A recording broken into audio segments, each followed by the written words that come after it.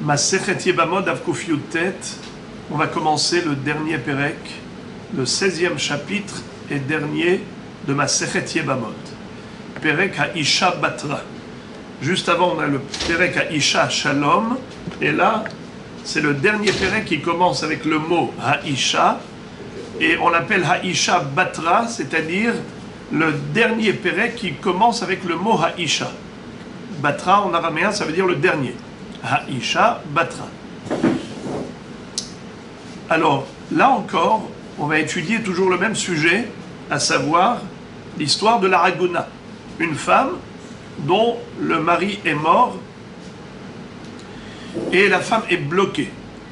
C'est-à-dire, on n'a pas de certitude de ce qui s'est passé jusqu'à ce qu'il y ait un témoignage. Il n'a pas donné signe de vie. Sa femme ne peut pas se remarier tant qu'elle n'a pas la certitude qu'il est mort. Comment elle peut avoir la certitude qu'il est mort?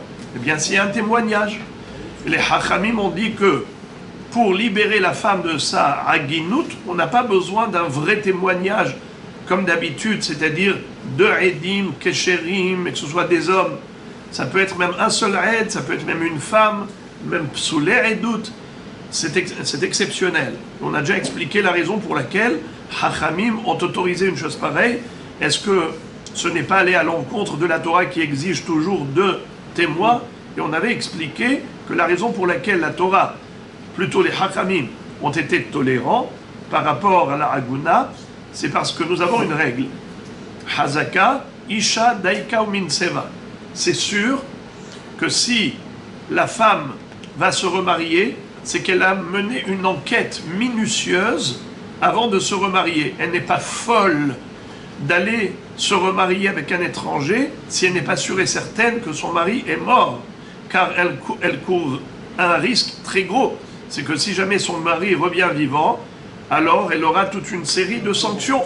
Tetse misé ou misé, baneha mamzerin misé ou misé, en la lo ketuba, velo mezonot, lo perot, velo belaot. Elle risque et elle encourt énormément de sanctions. C'est la raison pour laquelle Hachamim ont dit, même quand il n'y a qu'un seul aide qui vient témoigner que son mari est mort, elle ne va pas s'appuyer que sur ça pour se remarier. Elle va aller elle-même vérifier que c'est la réalité, que son mari est mort. Donc tout ça, c'est une parenthèse pour rappeler le sujet. Alors, quel est le cas précis de notre Mishnah? Haisha shehalach ba'ala vetzarata limdinat hayam uba'u ve'amru lah met ba'alech. Là, il s'agit d'un mari qui avait deux épouses. Un homme qui s'est marié avec deux femmes, la bigamie était permise, et maintenant qu'est-ce qui s'est passé? Il y en a une qui est restée sur place, et l'autre a voyagé avec son mari. Comment s'appellent deux épouses du même mari? Ça s'appelle Shte Tsarot, deux rivales. Pourquoi ça s'appelle Tsara? Parce que chacune, elle se sent tsar, elle se sent dans l'étroitesse par rapport à l'autre qui lui prend la moitié de la place. Donc c'est pour ça que ça s'appelle deux Tsarot. Haisha shehalach ba'ala betzarata limdinat hayam. Une femme dont le mari et la rivale ont voyagé outre-mer. Donc, une est restée sur place et l'autre a voyagé avec la rivale. Et maintenant, qu'est-ce qui s'est passé? Au Ba'ou ve'amroula met ba'alech. Il y a eu un témoignage comme quoi son mari est mort. On a dit à celle qui est restée sur place, ton mari est mort. Normalement, si elle était la seule épouse, quel aurait été le din? Eh bien, Tinassé, elle peut se remarier. Elle est libérée. Son mari est mort, elle est veuve, elle peut se remarier. Mais en l'occurrence, elle ne peut pas. Pourquoi? L'otinassé, elle ne peut pas se remarier avec un étranger. Velotitiabem, et elle ne peut pas non plus faire iboum avec son beau-frère. Hacheteda shema me'uberet hi tsarata, jusqu'à ce qu'elle ait la certitude que sa, comment elle s'appelle, sa belle-sœur, pas pardon, sa belle-sœur, sa rivale n'est pas enceinte. C'est-à-dire, peut-être que sa rivale est enceinte, peut-être que sa rivale n'est pas enceinte. Normalement, son mari, quand il a voyagé en bateau avec sa rivale, il a mené avec sa rivale une vie conjugale. Donc, normalement, sa rivale a dû tomber enceinte. Et elle a dû accoucher. Et si elle a accouché, donc son mari a des enfants. Si son mari a des enfants, donc il n'y a pas de hiboum. S'il n'y a pas de hiboum, donc elle ne doit pas être bloquée. C'est une veuve classique. Elle devrait pouvoir se remarier. Qu'est-ce que tu vas me dire? Mais peut-être que la rivale n'est pas tombée enceinte. Peut-être qu'elle n'a pas eu d'enfant. Et s'il n'a pas eu d'enfant, donc son mari est mort sans progéniture. Et si son mari est mort sans progéniture, alors elle devrait faire hiboum avec son beau-frère. Alors de deux choses l'une. Soit elle doit faire hiboum avec son beau-frère. Et si tu me dis que non, elle ne doit pas faire hiboum parce que peut-être la rivale a eu un enfant, alors si elle a eu un enfant, donc son mari a des enfants, donc elle n'a pas besoin de faire hiboum. Elle devrait pouvoir se remarier avec un étranger. Mais comme justement on a un safek, est-ce que la rivale est tombée enceinte ou pas? Et est-ce qu'elle a enfanté ou pas? Alors comme on a un safek, qu'est-ce qu'on fait dans le doute? Safek de oraïta, la humra. Quand on a un safek, dans le doute, on s'abstient. Tu ne peux pas lui permettre de se remarier avec un étranger. Pourquoi? Parce que peut-être il faut qu'elle fasse hiboum. Si son mari est mort sans enfant, alors elle doit faire hiboum. Alors comment elle va se remarier avec un étranger? Mais elle est clouée. Elle doit se marier avec son beau-frère. Alors qu'est-ce que tu vas lui dire? Eh bien, va faire hiboum avec le beau-frère. Tu lui dis, mais ça va pas? Tu vas pas faire hiboum avec le beau-frère? Peut-être que ta rivale a eu un enfant avec ton mari. Et si ton mari il a eu un enfant avec ta rivale, donc il n'y a pas de hiboum. Alors c'est ce que nous dit la Mishnah. Lotinase velotitiabem. Ni elle va se remarier avec un étranger, ni elle va faire hiboum avec son beau-frère. Elle ne peut pas se marier avec un étranger parce que peut-être sa rivale n'a pas eu d'enfant. Et si sa rivale n'a pas eu d'enfant, donc elle doit faire el hiboum avec qui? Avec le frère de son mari. Si elle doit faire hiboum, alors elle ne peut pas se marier avec un étranger. D'autre part, tu ne peux pas lui permettre de faire hiboum avec son beau-frère parce que peut-être que la rivale a eu un enfant. Et si elle a eu un enfant, on ne peut pas parler de hiboum. Donc elle est clouée, elle est bloquée. Quelle est la question que la Gemara va poser là-dessus? Une question qui saute aux yeux. Pourquoi tu la bloques? Elle n'a qu'à faire halitza. Elle va avec le beau-frère, elle va déchausser le beau-frère. Et à partir de ce moment-là, dès qu'ils vont faire halitza, elle sera libérée.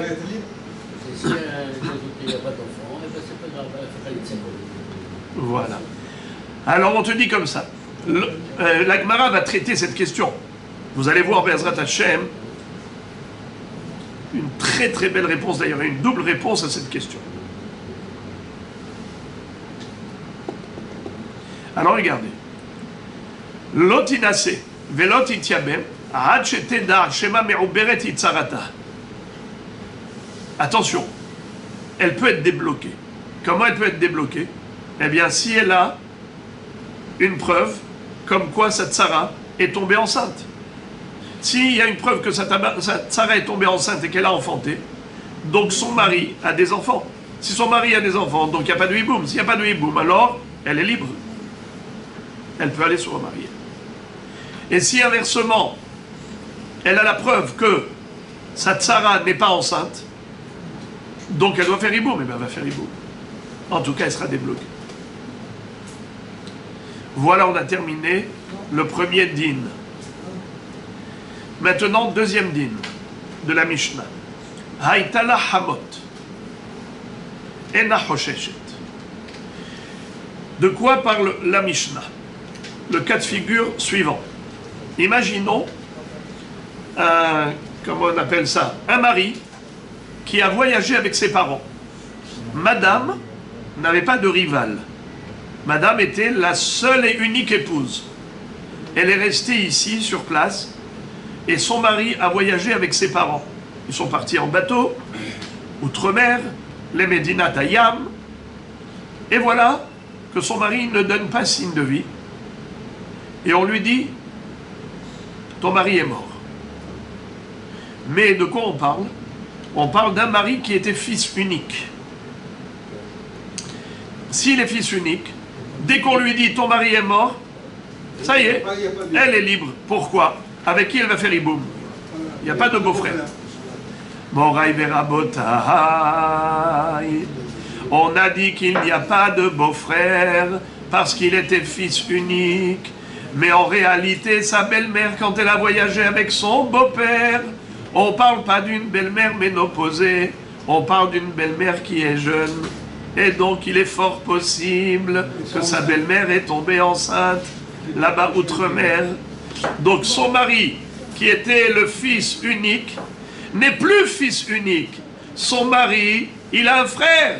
Et si le mari a un frère, alors elle doit faire hiboum avec ce frère. Et c'est de cela qu'il s'agit. Répétons. Haïta la hamot. Elle avait une belle-mère qui a voyagé. Ena hosheshet. La Mishnah dit, elle n'a pas besoin de se prendre la tête et de se dire peut-être ma belle-mère a donné naissance à un fils et donc maintenant j'ai un beau-frère. Avant, je n'avais pas de beau-frère. Mais maintenant, peut-être que j'ai un beau-frère. Et donc, je dois rester bloqué. Jusqu'à ce que je trouve ce beau-frère et que je fasse avec lui boum ou halitza. Est-ce qu'on va dire ça? Non. Parce qu'il est né après. Mais non, il n'est pas né après la mort. Elle doit craindre qu'il est né avant la mort de son mari. Son mari a voyagé avec ses parents outre-mer. Et bien après, ils sont restés là-bas quelques années. Qu'est-ce qui s'est passé pendant ces quelques années? Sa belle-mère est tombée enceinte. Elle a donné naissance à un enfant. Et cet enfant a grandi. Et après, son mari est mort. Donc son mari a un frère. Donc elle reste bloquée. Elle doit faire hiboum avec son beau-frère. On lui dit non, ne te prends pas la tête. Ta belle-mère n'a pas eu d'enfant. Et si ta belle-mère n'a pas eu d'enfant, tu n'as pas de beau-frère. Ton mari était fils unique. Va, tu peux te remarier. Ena hosheshet. Posez-moi une question. Quelle différence avec le premier din? Pourquoi dans le premier din tu as dit hosheshet et dans le deuxième din tu dis ena hosheshet? Dans le premier cas, tu as dit il faut craindre que peut-être sa rivale est tombée enceinte. Et donc si elle est tombée enceinte, elle a eu un enfant, donc il n'y a plus de hiboum. S'il n'y a pas de hiboum, donc elle n'a pas le droit d'aller avec son beau-frère. Pourquoi tu ne lui permets pas d'aller avec son beau-frère? Parce que tu dis peut-être que sa rivale est tombée enceinte et qu'elle a eu un enfant, et si elle a un enfant, donc son mari a une progéniture. Si son mari a une progéniture, donc il n'y a pas de hiboum. S'il n'y a pas de hiboum, elle n'a pas le droit d'aller avec son beau-frère. C'est Issur Eshet Ah. Et à cause de ça, tu la bloques. Alors pourquoi dans le cas d'après, tu la bloques pas? Pourquoi dans le cas d'après, quand son beau-père a voyagé avec sa belle-mère, tu dis que son mari est mort, c'est bon, elle est libre, elle peut aller se remarier, elle est libre comme le vent. Mais pourquoi Ena Hosheshet? Pourquoi elle ne doit pas craindre le risque que sa belle-mère est tombée enceinte et que maintenant elle a un beau-frère avec lequel il faut faire hiboum? Pourquoi tu lui permets d'aller se remarier? Mais peut-être qu'il faut qu'elle fasse hiboum. Une femme qui doit faire hiboum n'est pas libre d'aller se remarier avec un étranger. Rashi nous explique qu'il y a une différence entre la Recha et la Sefa. Dans la Recha, il y a un seul Safek. Safek de Horeita la Humra. Dans la Sefa, il y a un double Safek. Safek Sfeka. Et Safek Sfeka, la Kula. C'est quoi le premier Safek? On avait dit qu'un homme a voyagé, un mari a voyagé avec sa rivale. C'est-à-dire il avait deux femmes, une elle est restée sur place et une a voyagé avec lui. Ils ont passé quelques années à l'extérieur. Et voilà qu'un jour on raconte à celle-là qui est restée sur place, ton mari est mort. On lui dit, madame, tu es bloquée. Ni tu peux te remarier avec un étranger, ni tu peux te marier avec ton beau-frère. Ni tu peux faire hiboum, ni tu peux aller avec un étranger. Lotinase velotitiabem. Pourquoi? Parce qu'il est fort possible que ta rivale a eu un enfant avec ton mari. Et s'il a eu un enfant, donc tu ne peux pas faire hiboum, puisqu'il a eu un enfant. Et peut-être qu'il n'a pas eu d'enfant. Et donc tu dois faire hiboum. Tu devrais pouvoir faire hiboum. C'est un safek. Est-ce que ça arrive à aller tomber enceinte, oui ou non? Rov Nashim Mitabrot Violdot. Dans le comment on appelle ça, dans la majeure partie des cas, ça arrive à aller tomber enceinte. Pourquoi un homme se marie? Pour avoir des enfants. Donc son mari a voyagé avec la rivale. Probablement, ils ont eu des enfants. Alors pourquoi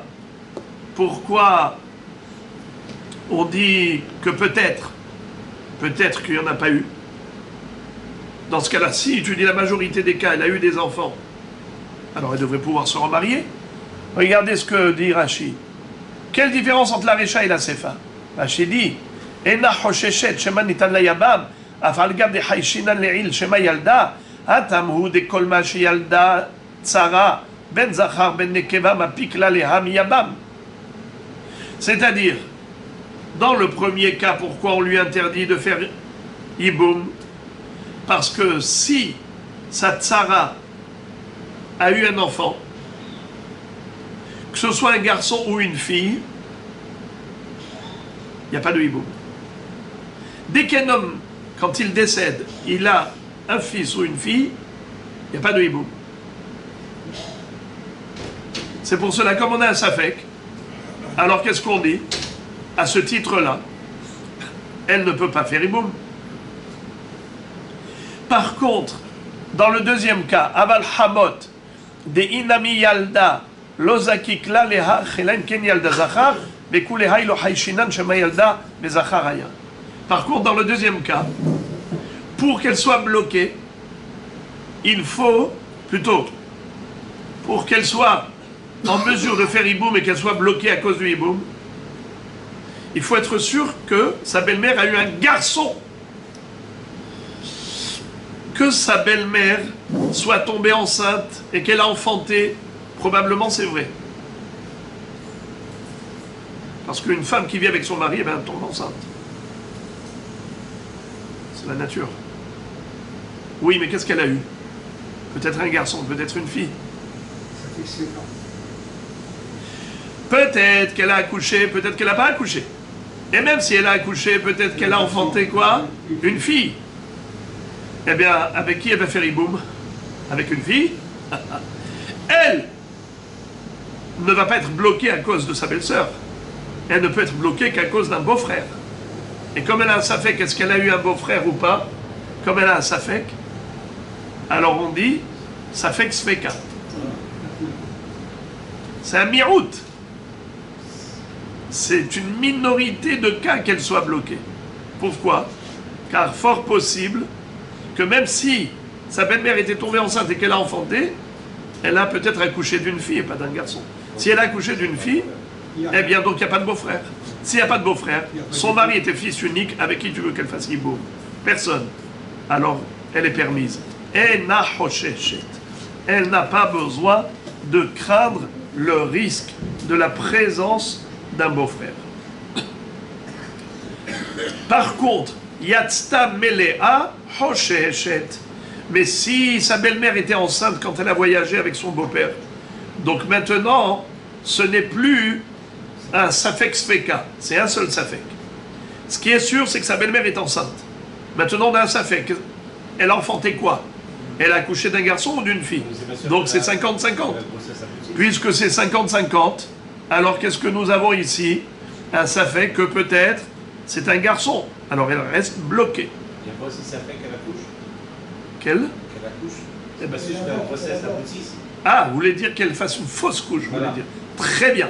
En effet, regardez, tout de suite, Yatzta Melea Hosheshet, Rabbi Yoshua Omer Ena Hosheshet. Rabbi Yoshua, il dit comme vous. Rabbi Yoshua dit non, même si elle est enceinte, elle n'est pas bloquée. Pourquoi? Parce qu'elle n'a certainement pas de beau-frère. Pourquoi? Peut-être garçon, peut-être fille, mais même si elle était enceinte d'un garçon, Peut-être que ce garçon n'est jamais né. Peut-être qu'elle a avorté. Peut-être qu'elle a fait une fausse couche. Et si elle a fait une fausse couche, donc il y a eu ni garçon ni fille. Alors, ça fait que, est-ce qu'elle a avorté ou est-ce qu'elle a accouché? Et même si tu vas dire qu'elle a accouché d'un enfant viable, peut-être c'est un garçon, peut-être c'est une fille. Alors c'est encore ça fait expliquer. Alors, Ena Hosheche d'après Rabbi Yoshua. Elle doit attendre qu'il ait sa majorité pour faire le époux, c'est ça? Eh ben ouais, elle va devoir attendre qu'il ait au moins 13 ans. Ça c'est d'après Rabbi Meir. Mais on verra que d'après Hakramim, même à partir de 9 ans et un jour déjà c'est bon. Parce qu'il est viril à partir de ce moment-là. Bon, Gemara. Mai hi tsarata. Si vous avez observé le langage de la Mishnah, il y a un mot de trop. Regardez le premier cas de la Mishnah. Haïcha she'alach ba'ala ve'tzarata limdinat hayam uba'u ve'amru lamed ba'alech lo tinase ve'lo tityabem ad sheda al shema me'oberet hi tsarata. Une femme dont le mari et la rivale sont partis outre-mer et on est venu lui raconter que son mari est mort, il ne faut pas qu'elle se marie ni qu'elle fasse hiboum jusqu'à ce qu'elle ait la certitude que sa, comment on appelle ça, sa tsara était enceinte, et dans ce cas-là, si elle était enceinte, alors tout va bien, elle peut aller se remarier. Gemara, Maïhi Tsarata. La Gemara maintenant s'interroge sur la formulation de la Mishnah. La Mishnah a rajouté un mot qui paraît complètement inapproprié, le mot hi tsarata. A priori, ça ne veut rien dire.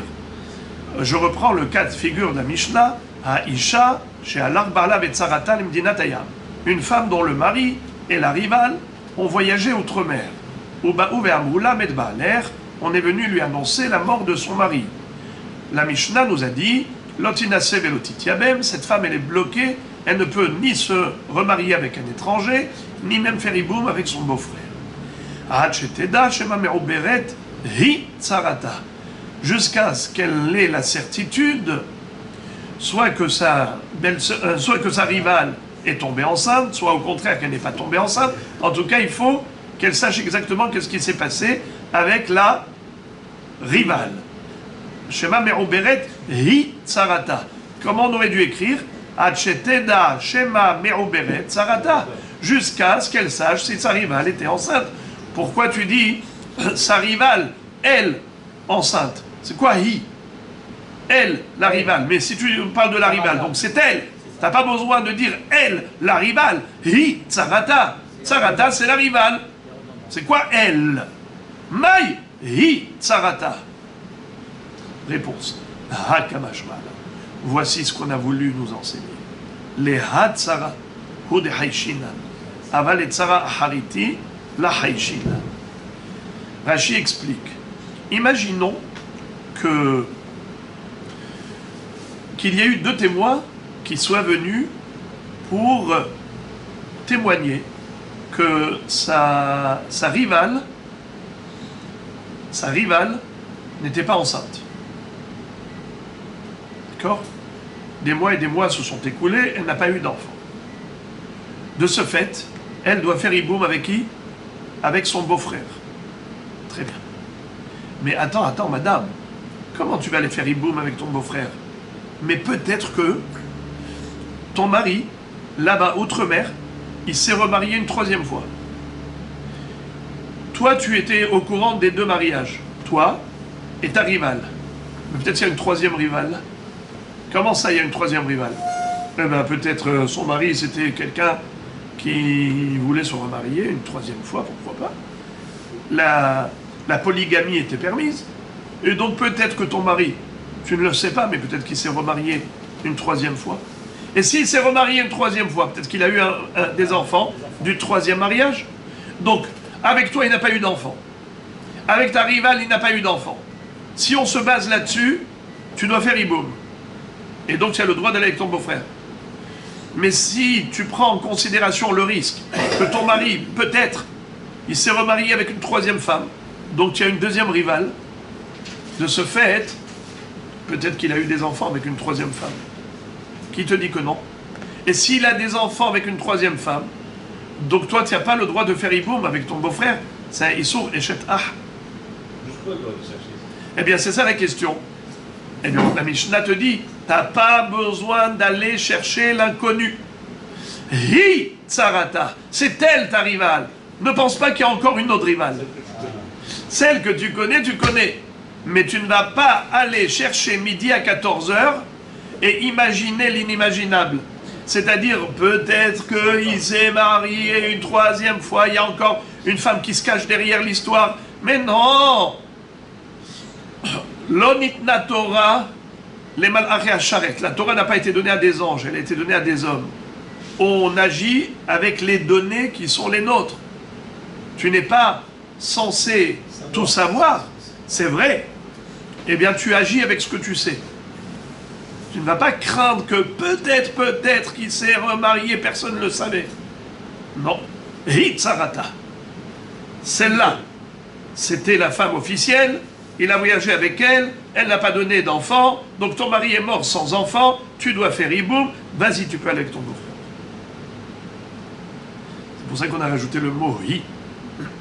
Hi, velo aheret.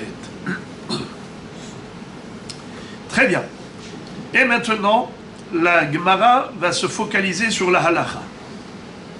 Qu'est-ce qu'on a dit? Que cette femme-là, elle est bloquée. Lotinase, velotitiabem. Pourquoi elle ne peut pas se remarier avec un étranger? Car peut-être que sa rivale n'a pas eu d'enfant. Et si sa rivale n'a pas eu d'enfant avec son mari, quand ils sont partis en voyage, donc le mari est mort sans enfant, alors les deux rivales sont assujetties au hiboum. Si elles sont assujetties au hiboum, donc elles sont bloquées. Elles n'ont pas le droit de se remarier avec un étranger. Alors la Gemara dit ok, alors pourquoi est-ce qu'elles ne feraient pas hiboum? Alors qu'elles fassent hiboum. Réponse, même hiboum elles ne peuvent pas. Pourquoi elles ne peuvent pas faire hiboum? Pardon, elle ne peut pas faire hiboum. Car peut-être que sa rivale a donné naissance à un garçon. Et si la rivale a donné naissance à un garçon ou une fille, donc le mari a une progéniture, alors elle n'a pas le droit de faire hiboum. Pourquoi elle n'a pas le droit de faire hiboum? Parce que si le mari a des enfants, le frère ne peut pas épouser sa belle-sœur. C'est un issour de harayot, eshet ah. Alors elle est bloquée entre issour de eshet ah, de harayot, et le issour d'aller avec un étranger qui s'appelle Yebama la chouk. L'autre y est eshet amet achutza le ishzar. Yebama yavo aleha. Tant qu'elle n'a pas fait halitza, elle doit faire hiboum. Et donc elle ne peut pas aller avec un étranger. Alors elle ne peut pas aller avec un étranger parce que peut-être il faut qu'elle fasse hiboum. Elle ne peut pas faire hiboum parce que peut-être il ne faut pas faire hiboum. Si sa rivale a accouché d'un enfant, alors il n'y a pas de hiboum. N'est-ce pas? Alors elle n'a pas le droit d'aller avec son beau-frère. Et si sa rivale n'a pas eu d'enfant, donc elle aurait pu aller avec son beau-frère, donc elle n'a pas le droit d'aller avec un étranger. Donc elle ne peut aller ni avec un étranger, ni avec son beau-frère, parce qu'elle ne sait pas que s'est-il passé. Ok. La Gemara maintenant pose la question, elle dit Bish lama yaboume lo dedinma me abra ve kapaga be eshet ah de oraita. Ela lotinase amai halech achar rov nashim verov nashim mitabrot veyoldot.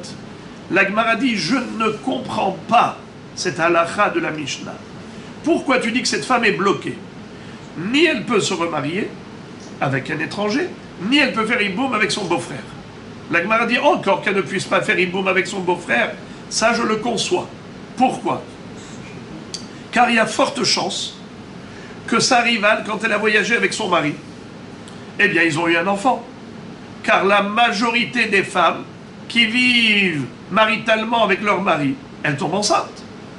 Et si elles tombent enceintes, elles ont un enfant. Et si elles ont un enfant, donc il n'y a pas de hiboum. Je ne comprends pas. Alors je comprends, pardon, que tu me dises il n'y a pas de hiboum. L'antitiabem. Parce que, selon la majorité des cas, il ne devrait pas y avoir de hiboum. Sa rivale, certainement, elle est tombée enceinte et qu'elle a eu un enfant. Donc il n'y a pas de hiboum. Mais pourquoi est-ce qu'elle ne pourrait pas aller avec un étranger, puisque d'après le Rov des cas, la majorité des cas, si sa rivale est tombée enceinte et qu'elle a eu un bébé, donc il n'y a pas de hiboum. S'il n'y a pas de hiboum, alors elle est libre. Elle est libre comme le vent. Pourquoi est-ce qu'elle ne pourrait pas aller se remarier, refaire sa vie avec un étranger? Mais s'il n'y a pas de hiboum, alors elle est libre. Et probablement, il n'y a pas de hiboum. Car selon la loi de la probabilité, c'est un rival qui a voyagé avec son mari. Eh bien, ils ont mené une vie conjugale. C'est sûr qu'elle est tombée enceinte et qu'elle est, on va dire, pas c'est sûr, mais on va dire, à 90%, elle est tombée enceinte, elle a eu un enfant. Et si elle a eu un enfant, donc il n'y a aucun hiboum qui compte, alors, donc s'il n'y a pas de hiboum, elle est libre. Pourquoi la Mishnah dit Lotinase ve lotitiabem? Lotitiabem, je comprends. Mais lotinase, pourquoi pas? D'après le Rov, on devrait lui permettre de se remarier. Je répète dans les mots. Bishlama yabume lo de dilma mi abra ve kapagra be shet ah de oraita. Ya isur shet ah de oraita. Elle a lotinase amai. Mais pourquoi elle ne peut pas se remarier? Halech aha rov nashim. Tu dois suivre la majorité des femmes du monde, Verov Nashim, et la majorité des femmes du monde, Mit'abberot, Veyoldot, quand elles vivent avec leur mari, elles tombent enceintes et elles accouchent. Elles enfantent. La Gemara répond, Lima Rabbi Meir hi de Haïsh le Mi'uta. Faut-il dire, comme réponse, que notre Mishnah, elle va selon Rabbi Meir? On connaît Rabbi Meir dans le chasse. Il dit toujours, Haïsh le Mi'uta. Il tient compte de la minorité. C'est-à-dire, pour être mahmir, il tient compte de la minorité. Par exemple, on sait que les koutim, lui, Rabbi Meir a décrété que les koutim sont considérés comme des goïm. Pourquoi? Parce qu'ils ont trouvé quelques koutim, ces chomronim là, des gens, des goïm de Kouta, que Sancheriv avait installé en Samarie, à Shomron, et il s'était converti au judaïsme par la peur des lions. Alors même si on dit qu'ils ont un statut de Guéré Emet, malgré tout, on a découvert qu'ils étaient des idolâtres en cachette. Et où est-ce qu'on a trouvé cette idolâtrie? Eh bien dans le Har Gerizim, sur le mont Gerizim, il y avait là-bas une colombe en métal qui était une Avodazara. Et donc il faisait Avodazara en cachette. Mais combien de Koutim ont fait cette Avodazara en cachette? C'est pas tous les Koutim, c'est une minorité. Comme ça dit Rashi. Rabbi Meir a décrété sur l'ensemble des Koutim, bien que ce n'était qu'une minorité qui a fait Avodazara sur le mont Gerizim, il a traité la majorité en fonction de la minorité. Donc tu vois que Rabbi Meir Haïsh le Mi'uta. Puisque Rabbi Meir Haïsh le Mi'uta, ça répond à notre question. À savoir, si Rabbi Meir considère qu'il faut prendre en considération la minorité, eh bien là aussi, il y a une minorité de femmes qui est stérile. Et donc, peut-être que sa rivale n'est pas tombée enceinte. Et si la rivale n'est pas tombée enceinte, donc elle doit faire hiboum. Alors comment tu veux qu'elle aille se marier avec un étranger? Ça répond à la question. Notre question c'était pourquoi on ne lui permet pas de se marier avec un étranger? Pourtant d'après le Rov, elle est libre, puisque d'après le Rov, les femmes en majorité de cas, elles tombent enceintes. Elles enfantent. Alors donc, il n'y a pas de hiboum qui compte. Alors laisse-la, libère-la. La réponse, c'est Rabbi Meir. Étant donné que Rabbi Meir tient compte de la minorité, et puisqu'il y a une minorité de femmes qui est réellement stérile et qui n'accouche pas, qui n'enfante pas, puisqu'il y a cette possibilité, c'est une hypothèse envisageable que sa rivale ne soit pas tombée enceinte parce qu'elle était stérile, eh bien, elle est bloquée par le hiboum. Elle ne peut pas se remarier avec un étranger. Faire hiboum, elle ne peut pas. Pourquoi elle ne peut pas faire hiboum? Parce que le risque, elle a enfanté. Et pourquoi est-ce qu'elle ne peut pas aller se remarier avec un étranger? Parce le risque de quoi? D'avoir un enfant, il est... D'avoir le risque qu'il n'y a pas eu d'enfant. Et s'il n'y a pas eu d'enfant, donc elle, par rapport à ce mirouta, il ne faut pas qu'elle aille se marier avec un étranger. Et la question que vous avez posée, pourquoi elle ne fait pas halitza, c'est la question avec laquelle on a commencé le shiro. Et on avait dit que la Gemara allait traiter cette question. Alors, Moreh Verabotai. Ici, maintenant, la Gemara va dire, excuse me, est-ce qu'on est obligé de dire que la Mishnah ne fonctionne que d'après Rabbi Meir? Ça veut dire que tu ne peux pas attribuer la Mishnah à l'unanimité à tous les Chachamim? Les Chachamim qui ne tiennent pas compte de la minorité et qui vont toujours d'après le Rov. Donc d'après eux, selon la majorité des cas, cette femme, elle peut aller se remarier avec un étranger. Donc cette Mishnah ne va pas d'après Chachamim. La Gemara dit non, je peux m'obstiner à dire que la Mishnah fait l'unanimité. Cette Mishnah, elle peut marcher même d'après Chachamim, qui vont d'après la majorité. Mais quand est-ce qu'ils vont d'après la majorité? C'est seulement lorsqu'il s'agit d'une majorité présente. Mais lorsqu'il s'agit d'une majorité absente, ils ne tiennent pas compte de la majorité, ils tiennent compte aussi de la minorité. Et donc, ça devient un safek. Je répète. Rabotaï, c'est quoi un safek? 50-50. C'est quoi une majorité? 51-49. La Torah, qu'est-ce qu'elle nous dit? Quand on a une majorité, 51% par rapport à 49%, Ahare Rabim Leatot. Tu suis la majorité. Qu'est-ce que nous dit maintenant la Gemara? Que peut-être que même Hachamim sont d'accord avec Rabbi Meir de tenir compte de la minorité comme si c'était du 50-50. Pourquoi? Parce que quand la Torah nous a dit qu'il faut suivre la majorité, c'est seulement comme par exemple, par rapport au Sanhedrin. Où est-ce que la Torah a écrit ce pasouk? Ahare Rabim Lehatot. Que veut dire Ahare Rabim Lehatot? Il faut suivre la majorité. De quoi elle parle la Torah? Elle parle du Sanhedrin. Elle parle d'un Beddin. Quand dans un Beddin, il y a une majorité, une minorité, ceux qui disent Hayab, l'autre ils disent Zakai, qui il faut suivre?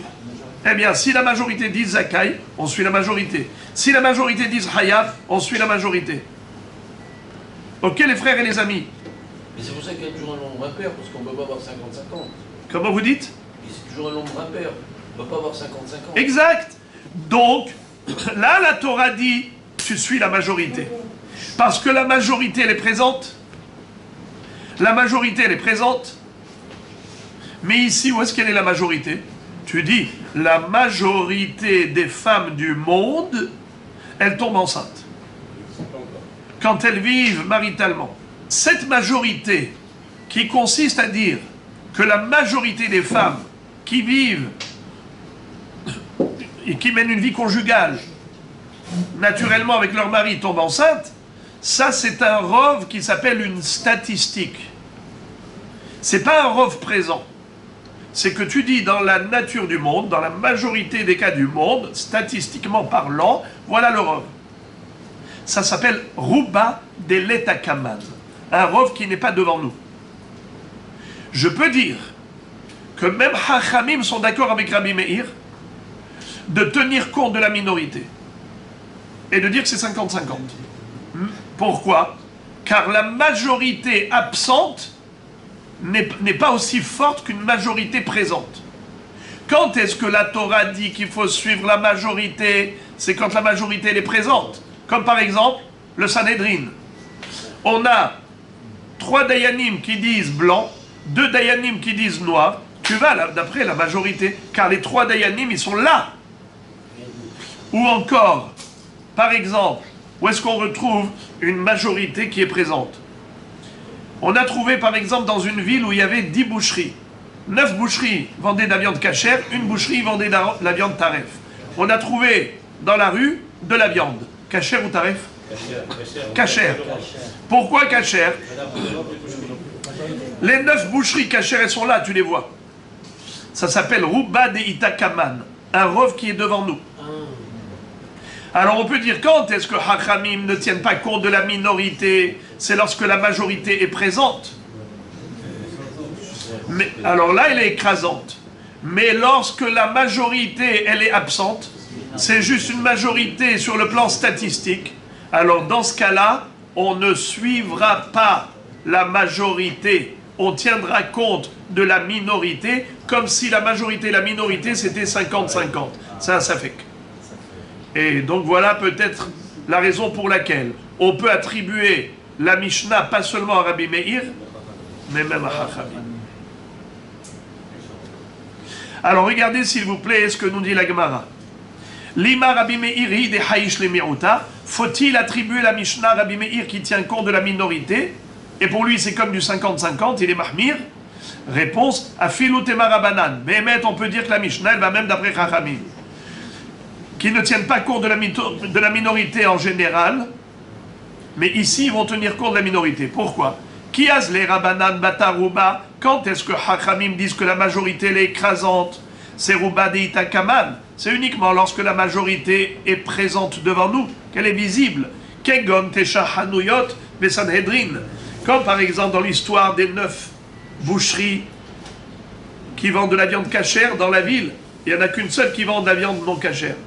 Ou bien Sanhedrin, ou les Dayanim, qui sont majoritaires, ils sont devant nous.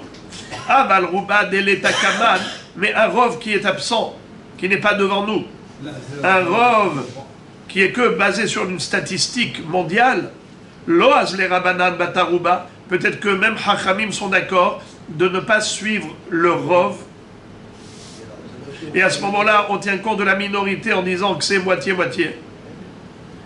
C'est joli. Et donc la Mishnah, elle irait même d'après Hachamim. Comme ça fait l'unanimité, c'est superbe. La Gemara va réfuter cette proposition en démontrant par A plus B que Hachamim s'oppose à Rabbi Meir catégoriquement.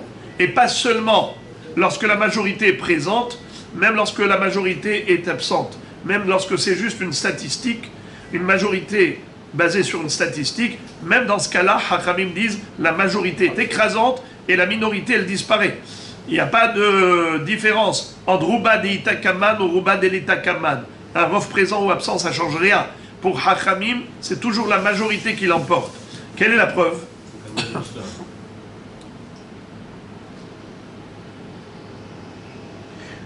Détania. Pardon, excusez-moi. Ve'are katan ou ktana. Deruba delita kamani. Ve'azle rabanan bataruba. Tu vois bien que par rapport à un petit et une petite, comme on va voir maintenant dans une minute, on va voir immédiatement ce que la Braïta va nous citer, nous relater, comme mahloket, entre Rabbi Meir et Hachamim. Et tu vas voir tout de suite que Hachamim vont suivre la majorité, même lorsqu'il s'agit d'une majorité absente. Regardez ça. Detania, katan ou ktana, lo holtzin velo meyabemin, dit vrai Rabbi Meir. Rabbi Meir nous dit que un katan ne peut pas faire iboum. Un enfant qui n'est pas bar mitzvah ne peut faire ni iboum ni halitza. Et une ktana ne peut faire ni iboum ni halitza. Donnez-moi un exemple, les amis, d'un petit qui doit faire iboum ou halitza. Eh bien, c'est très simple. Comment il s'appelle? Le frère est mort, et le défunt, quand il est décédé, il a laissé un petit frère. Quel âge il avait le petit frère, par exemple? Plus que 9 ans et un jour. Il est viril, donc il est apte à faire iboum. Est-ce qu'il peut faire iboum? Rabbi Meir dit pas du tout. Il n'est pas bar mitzvah. Il faut que ce soit un homme, un bar mitzvah. Donc il ne peut pas faire ni iboum ni halitza. Hachamim, ça c'est pour le katan. Maintenant, ktana, une petite qui a perdu son mari. Elle était mariée. Et son mari est mort. Elle doit faire iboum avec son beau-frère. Maintenant, elle est ktana. Comment est-ce possible d'avoir une ktana qui est mariée? Aidez-moi. Bravo. C'est le père qui l'a donnée en mariage. Lorsqu'un père donne sa fille en mariage, eh bien le mariage est validé par la Torah. De quel passage qu'on l'apprend? Et biti natati laïch azé. J'ai donné ma fille à cet homme-là. Donc c'est un bon mariage. Maintenant, il est décédé. Elle doit faire Iboum ou Halitza. Est-ce qu'elle peut faire Iboum ou Halitza? Eh bien, on te dit, Rabbi Meir Omer, Lo.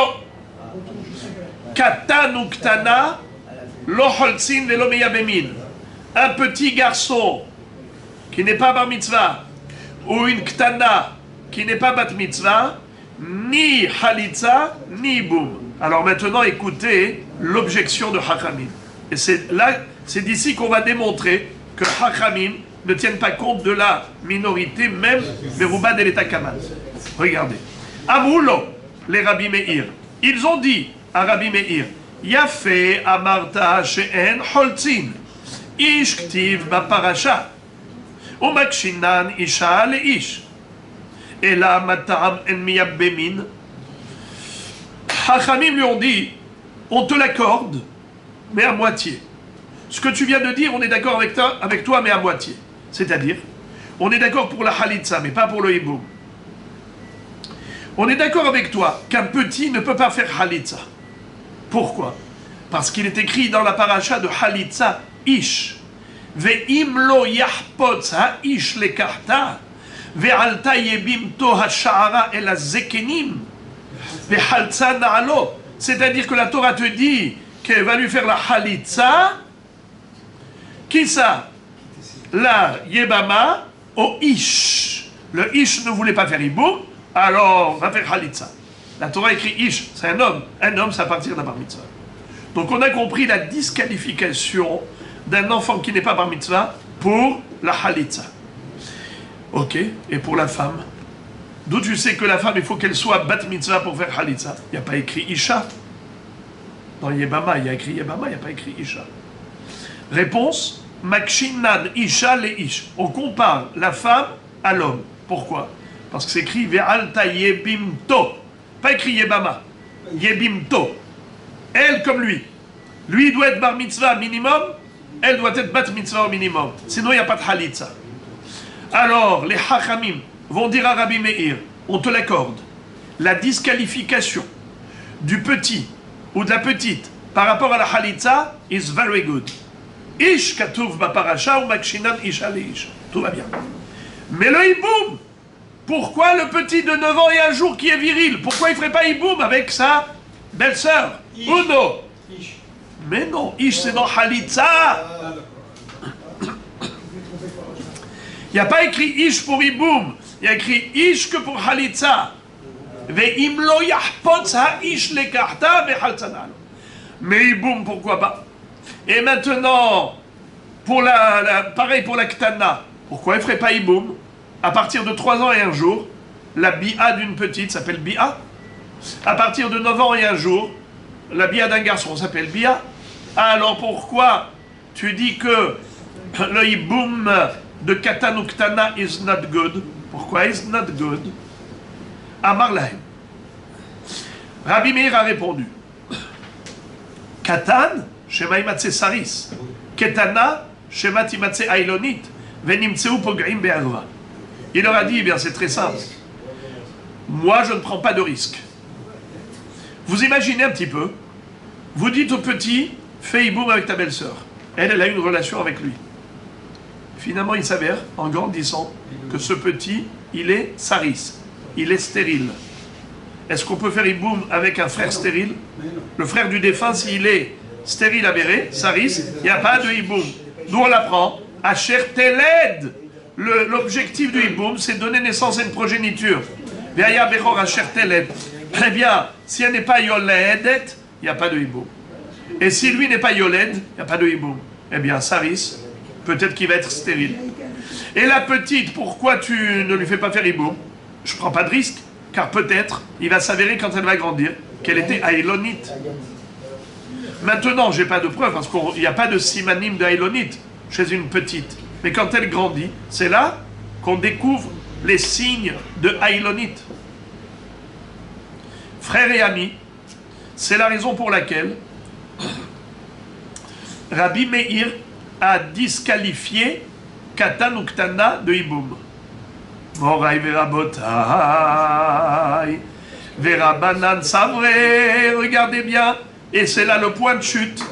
ורבנן סברי, זיל בתר ובדקתנים, ורוב קטנים לבשריסי נינהו. זיל בתר רוב קטנות, ורוב קטנות לאילונית נינהו. Pourquoi Chachamim ont autorisé le hiboum du petit, le hiboum de la petite? Pourtant, Rabbi Meir a raison de rétorquer en disant peut-être qu'ils vont être ailonites, peut-être qu'ils vont être stériles. Pourquoi eux, ils ne tiennent pas compte de ce risque? Eux, ils disent, mais pourquoi on va tenir compte d'un tel risque? Mais c'est minoritaire. Combien de stériles il y a dans le monde? Combien de saris? Combien de ailonites? Très peu. Et donc, pourquoi tu veux que je les prenne en considération? Mais c'est mi-août. Bon, nous, on va d'après le Rov. Donc, tu vois que Hachamim vont d'après le Rov, pas seulement par rapport à un Rov présent, mais même par rapport à un Rov absent, qui n'est basé que sur une statistique universelle. Alors, c'est impossible de dire que notre Mishnah, la Recha de la Mishnah, fait l'unanimité. Comme dit la Gemara, Ela mechovarta matnitin Rabbi Meir. Obligatoirement, la Recha de la Mishnah, elle va d'après Rabbi Meir et pas d'après Hachamim. Pourquoi? Car d'après Hachamim, il faut autoriser la femme à se remarier avec un étranger. C'est qui a dit qu'elle ne peut pas se remarier avec un étranger? C'est Rabbi Meir. Pourquoi? Rabotai, dites-moi pourquoi Hachamim permettrait à cette femme de se remarier avec un étranger et pourquoi Rabbi Meir dit non? Et donc il autoriserait la femme à se remarier. Pourquoi? Si la majorité, c'est que les femmes, elles ont eu des enfants... Bravo! C'est que le mari qui a voyagé avec la rivale, selon la majorité, elle est tombée enceinte. Rov nashim, mit'abberot veyoldot. La majorité des femmes, naturellement, elles tombent enceintes et elles donnent naissance à un bébé. Donc c'est sûr que le mari qui est décédé, il a une progéniture. S'il a une progéniture, il n'y a pas de hiboum. S'il n'y a pas de hiboum, elle est libre. Alors pourquoi la Mishnah dit elle n'est pas libre? Elle ne peut pas se remarier avec un étranger. Parce que tu dis peut-être que sa rivale n'est pas tombée enceinte, et peut-être que le mari est mort, et il n'a pas eu de progéniture, donc il faut qu'elle fasse hiboum, elle est clouée par le hiboum. Eh oh, mais c'est qu'une minorité. C'est qu'une minorité de femmes qui n'accouchent pas, qui ne tombent pas enceintes. Réponse, en effet, tu as raison, c'est une minorité. Mais la Mishnah, elle va d'après Rabbi Meir. Et lui, Rabbi Meir, tient compte de la minorité comme si la minorité, c'était 50%. Comme si majorité, minorité, c'était 50-50. Tosfot pose la question. Ils disent quoi? Rabbi Meir ne tient pas compte de la majorité, mais la majorité, c'est un digne de la Torah. Ahare Rabbim Lehatot, c'est un digne de la Torah. Alors, il y a ceux qui veulent dire que c'est comme des Rabbanan, que Rabbi Meir, il tient compte de la minorité. C'est pas un din toraïque, c'est qu'il est mahmir. Il est mahmir. Midé Rabbanan. Regardez le Tosfot. Si vous regardez Tosfot, on va dire les 5 dernières lignes de Tosfot en bas. Ve'im tomar. Ul Rabbi Meir de haïsh le mi'ut. Echi mishkahat la demai. Kevan de ika mi'ut ama aretz shen me'asnin. Ve'o de ika hazaka de tevel. Le Tosfot dit, ou mi'u, cependant, néanmoins, il lo haïsh Rabbi Meir le mi'ut min ha-Torah. Afilu echadik hazaka bade ela midera banan avait até shapir. Ça veut dire que ce que dit Rabbi Meir, ce serait que midera banan. Mais il y a Mordechai qui dit que c'est mamash min ha-Torah. Que Rabbi Meir ne tient pas compte de la majorité, il tient compte aussi de la minorité. C'est comme si c'était du 50-50. Comme si le Safek est toujours là. Même quand on a une majorité, pour Rabbi Meir qui tient compte de la minorité, ça veut dire quoi? Il tient compte de la minorité. C'est qu'il considère qu'il n'y a pas de différence entre majorité et minorité. C'est comme du 50-50. Le Safek, il est entier. Comment ça se fait? La Torah dit Ahare Rabim Lehatot. Alors on peut dire plusieurs choses. C'est que lui, il dit ça que pour la Kula. Pardon, que pour la Humra. Pour être mahmir en fonction de la minorité. Ou bien peut-être que lui, il applique ça que dans Ruba de l'Etakaman, et pas dans Ruba de Itakaman. Regardez Tosfot ici, Tosfot au milieu de la page. Kegon Tesha Hanuyot ve Sanhedrin, Tema Hechi Palig Rabbi Meir, Ve'aktiv Ahare Rabim Lehatot, Ve'od Echash Kehan de Plige Rabbi Meir ve Rabbanan, Betesha Hanuyot. הלא השכיחה דפליגי, אלא בקטן וקטנה. פרדון, ועוד, איך השכיחה דפליגי רבי מאיר ורבנן בתשע חנויות? הלא השכיחה דפליגי אלא בקטן וקטנה, ושמה לאו דווקא נקת תשע חנויות וסנהדרין, אלא כגון מיעוטה דפליגי בחולין מסכת עבודה זרה. En tout cas, on peut, après la maskana de la Gemara, dire que Rabbi Meir et Chachamim, on les a vus être holek d'Avka à propos de Katan ou Ktana, et là-bas c'est Ruba Delita Kaman. Donc il se peut que c'est d'Avka dans Ruba Delita Kaman que Rabbi Meir et Haïsh les Meruta. Mais dans Ruba Delita Kaman, comme dans Sanhedrin, il est obligé d'admettre qu'on suit la majorité, comme la Torah dit, Hare Rabim Leatot. Bon, j'ai juste voulu soulever le débat. Je ferme la parenthèse. Bon, jusque-là, c'était facile. Maintenant, vous allez attacher la ceinture. La Gemara, maintenant, va se poser une question. Elle va dire comme ça. Bemayo Kimta, qui est Rabbi Meir. Selon qui va la Mishnah? Elle va selon Rabbi Meir. Alors, excuse-moi, comment tu comprends la Sefa? Maintenant, on va lire la deuxième partie de la Mishnah. Et on va voir que cette deuxième partie de la Mishnah ne peut pas fonctionner d'après Rabbi Meir. Elle ne peut fonctionner que d'après Chachamim. Et si elle fonctionne que d'après Chachamim, comment est-ce possible que la Recha, elle va d'après Rabbi Meir, et la Sefa d'après Chachamim? Ça fait une contradiction. Tu vas scinder la Mishnah en deux. Il y a une incohérence. Car la Mishnah, la Recha de la Mishnah, on vient de le démontrer, ça ne peut fonctionner que d'après Rabbi Meir. Parce que d'après Chachamim, elle a le droit de se remarier. Vu la majorité du monde où les femmes, elles tombent enceintes, donc il n'y a pas de hiboum. Il n'y a pas de hiboum, elle peut se remarier. Nachon? C'est qui a dit qu'elle ne peut pas? C'est Rabbi Meir. C'est que Rabbi Meir qui tient compte de la minorité. Pour lui, c'est comme du 50-50. Si c'est 50-50, donc peut-être qu'elle a eu un enfant, la rivale, peut-être qu'elle n'en a pas eu. Si elle a eu, alors il faut faire hiboum. Donc elle ne peut pas aller avec un étranger. Si elle n'a pas eu... Non, pardon. Si elle n'a pas eu d'enfant, donc il faut faire hiboum. Alors elle ne peut pas aller avec un étranger. Si elle a eu un enfant, donc elle peut aller avec un étranger, mais elle ne peut pas faire hiboum. Donc elle ne peut pas faire hiboum, parce que peut-être elle a eu un enfant. Et quand il y a un enfant, il n'y a pas de hiboum. Peut-être qu'elle n'a pas eu d'enfant, il faut faire hiboum. Alors elle ne peut pas aller avec un étranger. Elle ne peut pas aller avec un étranger parce que peut-être il faut faire hiboum. Et elle ne peut pas faire hiboum parce que peut-être c'est Eshet Ah. Peut-être qu'elle a eu un enfant et donc c'est Issour Harayot. Donc elle est coincée entre le marteau et l'enclume, elle est bloquée. Alors, qui est-ce qui dit ça? C'est Rabbi Meir. Car d'après Chachamim, elle n'est pas bloquée du tout. C'est sûr qu'elle n'a pas besoin de faire hiboum. Car selon la majorité, la rivale a eu un enfant. Si la rivale a eu un enfant, donc il n'y a pas de hiboum qui tienne. S'il n'y a pas de hiboum qui tienne, alors elle peut aller refaire sa vie. Tinasé. Pourquoi la Mishnah dit lo tinasé mais lo titiaber? C'est que Rabbi Meir.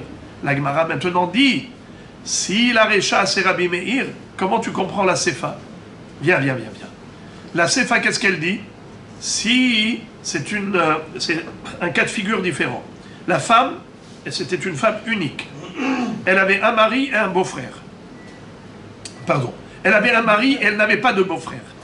La femme, avec son mari, elle s'est mariée avec un fils unique. Elle n'avait pas de beau-frère. Donc si elle n'a pas de beau-frère, il n'y a pas de hiboum. Maintenant, qu'est-ce qui s'est passé?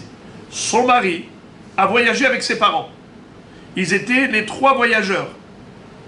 Fils, avec ses parents. Et elle reste ici. Elle est restée toute seule.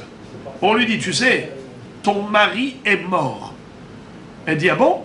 Eh bien, je vais aller maintenant me remarier. Elle est veuve, elle veut se remarier. On lui dit, attends. Ta belle-mère, peut-être qu'elle a eu un enfant. Et ta belle-mère, si elle a eu un enfant, donc tu as un beau-frère. Si tu as un beau-frère, alors tu dois faire hiboum. Si tu dois faire hiboum, tu es cloué. Madame, tu ne peux pas aller te remarier.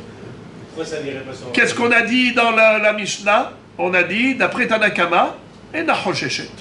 Non, il ne faut pas tenir compte de cette éventualité. Sa belle-mère, elle est partie, elle n'avait rien dans le ventre. Eh bien, dans ce cas-là, il ne faut pas se dire peut-être qu'elle est tombée enceinte et ainsi de suite. ena hosheshet. Alors, Moraï Verabotai,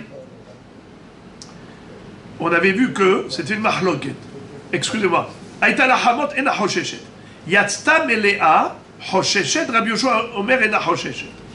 On avait vu deux cas de figure.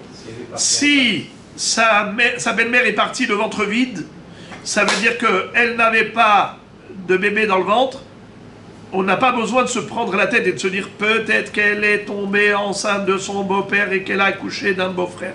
Pas besoin de se prendre la tête, t'es libre, tu peux refaire ta vie. Quand est-ce que tu dois te prendre la tête? C'est si ta belle-mère est partie quand elle avait du ventre. Elle était enceinte. Maintenant, peut-être qu'elle a accouché d'un garçon, peut-être qu'elle a accouché d'une fille. Si elle a accouché d'un garçon, donc tu as un beau-frère, tu ne peux pas aller te remarier avec un étranger, tu dois faire Iboum ou Halitza. Mais si ta belle-mère, elle a donné naissance à une fille, alors à ce moment-là, il n'y a rien. Alors, tu n'as pas de beau-frère, tu es libre. Alors, qu'est-ce qu'on dit dans ce cas-là? Mahloket. Tanakama dit, Ena Hosheshet, elle peut se remarier. Rabbi Yoshua dit, le contraire. Tanakama dit Hosheshet, Rabbi Yoshua dit Ena Hosheshet. Tanakama dit, puisqu'elle est partie enceinte, peut-être qu'elle a eu un garçon, et donc tu es bloqué avec le hibou, jusqu'à ce que tu puisses prouver le contraire. Et Rabbi Yoshua dit Ena Hosheshet. Pas besoin de tenir compte de cette éventualité que peut-être elle a donné naissance à un garçon. Alors maintenant, Rabotai, ça c'est la Mishnah, regardez l'analyse maintenant d'Agmara. L'Agmara va démontrer que cette halakha ne peut pas marcher d'après Rabbi Meir. Quelle halakha? Je résume encore une fois parce que je vous ai un peu embrouillé. Je vous ai cité la mahloket de Rabbi Yoshua et de Tanakama. Oubliez cette mahloket. Moi, je vous parle du cas où il n'y a pas de mahloket. Quel est le cas où il n'y a pas de mahloket?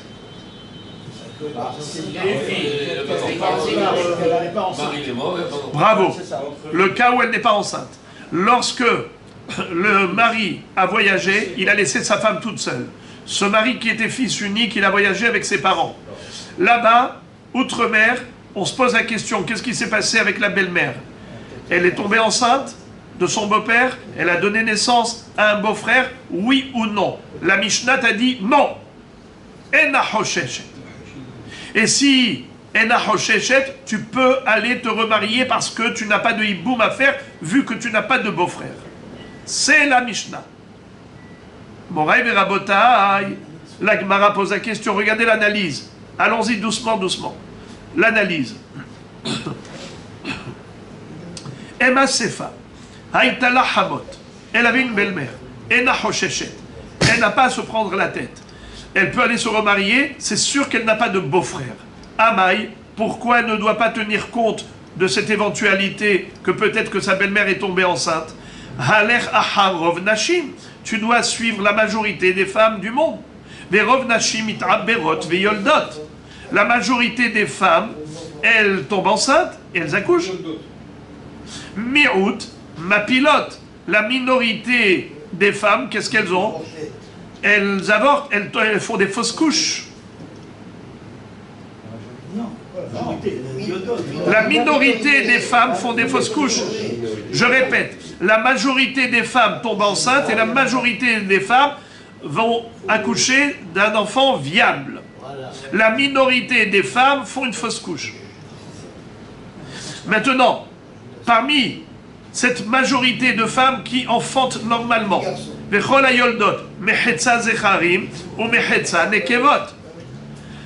quelle est la statistique au niveau des enfants?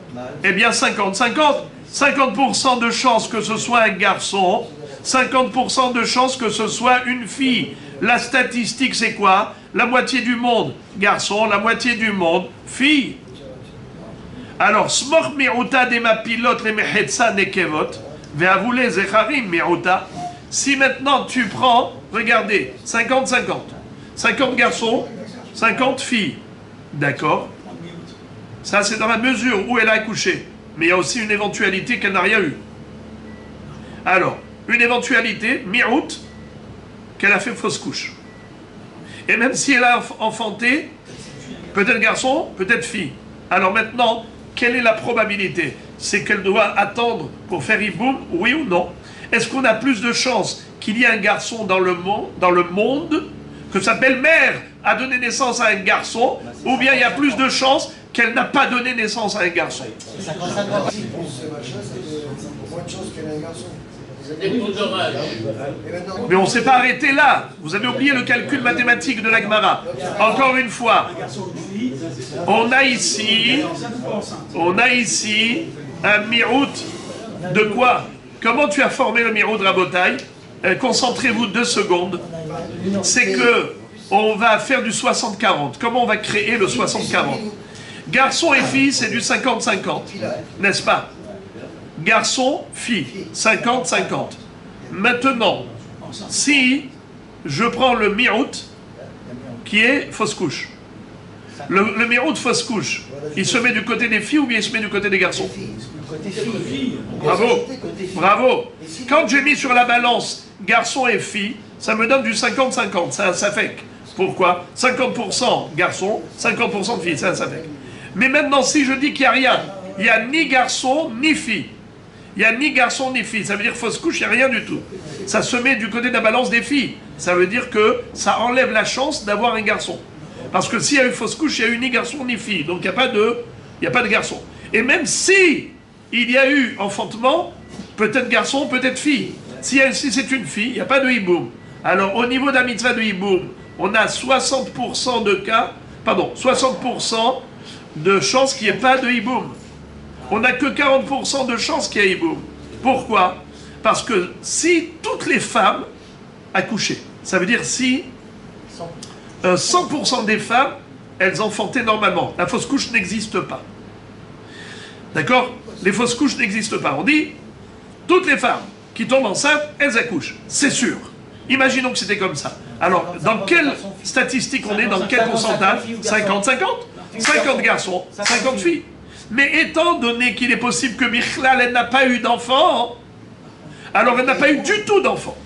Ni garçon, ni fille. Alors ça enlève encore plus de chances de hiboum. Car peut-être qu'elle n'a pas eu d'enfant. Et même si elle a eu un enfant, peut-être garçon, peut-être fille. Alors quelle est la probabilité qu'il y ait un garçon par rapport à la probabilité qu'il n'y ait pas de garçon? C'est du 40-60. Alors on a ici 60% de chances qu'il n'y ait pas de garçon dans le monde. Alors si c'est comme ça, dans ce cas-là, qu'est-ce que ça veut dire? Pourquoi tu as dit dans la Mishnah Ena Hosheshet? Écoutez frères et amis, concentrez-vous s'il vous plaît. Si vous dites qu'on a 40% de chances qu'il y ait hiboum, et on a 60% de chances qu'il n'y ait pas hiboum, vous avez vu comment on a fait le montage des 60%? D'après Hachamim qui vont d'après le Rov, qu'est-ce qu'ils disent? Il n'y a pas de hiboum. Alors elle peut se remarier. Très jolie la Mishnah. La Mishnah, c'est ce qu'elle a dit exactement. Ena Hosheshet. Madame, tu es libre comme le vent. Mais d'après Rabbi Meir qui a dit Haishinan le mi'uta, on tient compte de la minorité. Il y a 40% de chances qu'il y ait un garçon. Et s'il y a 40% de chances qu'il y ait un garçon, c'est comme du 50-50. Car on a déjà dit que pour Rabbi Meir, la minorité face à la majorité, c'est pas du 40-60, c'est du 50-50.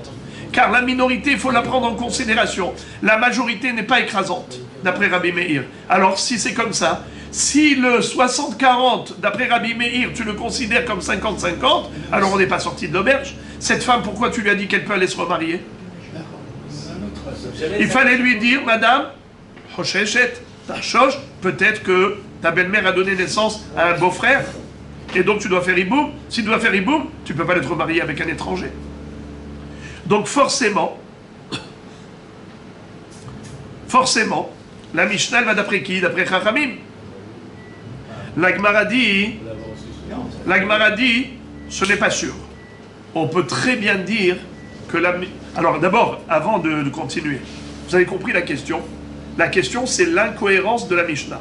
La Recha, elle irait d'après Rabbi Meir, et la Sifa, elle ne peut fonctionner que d'après Chachamim.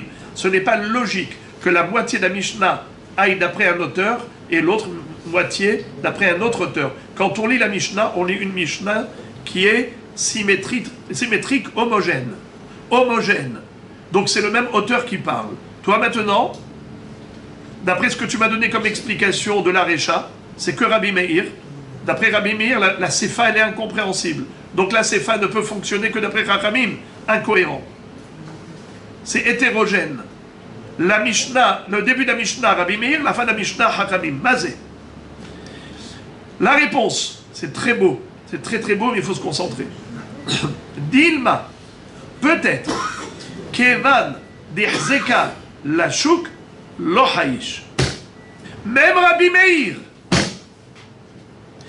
qui est Hoshesh les Mirouta, et il te dit que le 60-40, c'est comme du 50-50, mais c'est seulement lorsqu'on n'a pas de Hazaka préalable.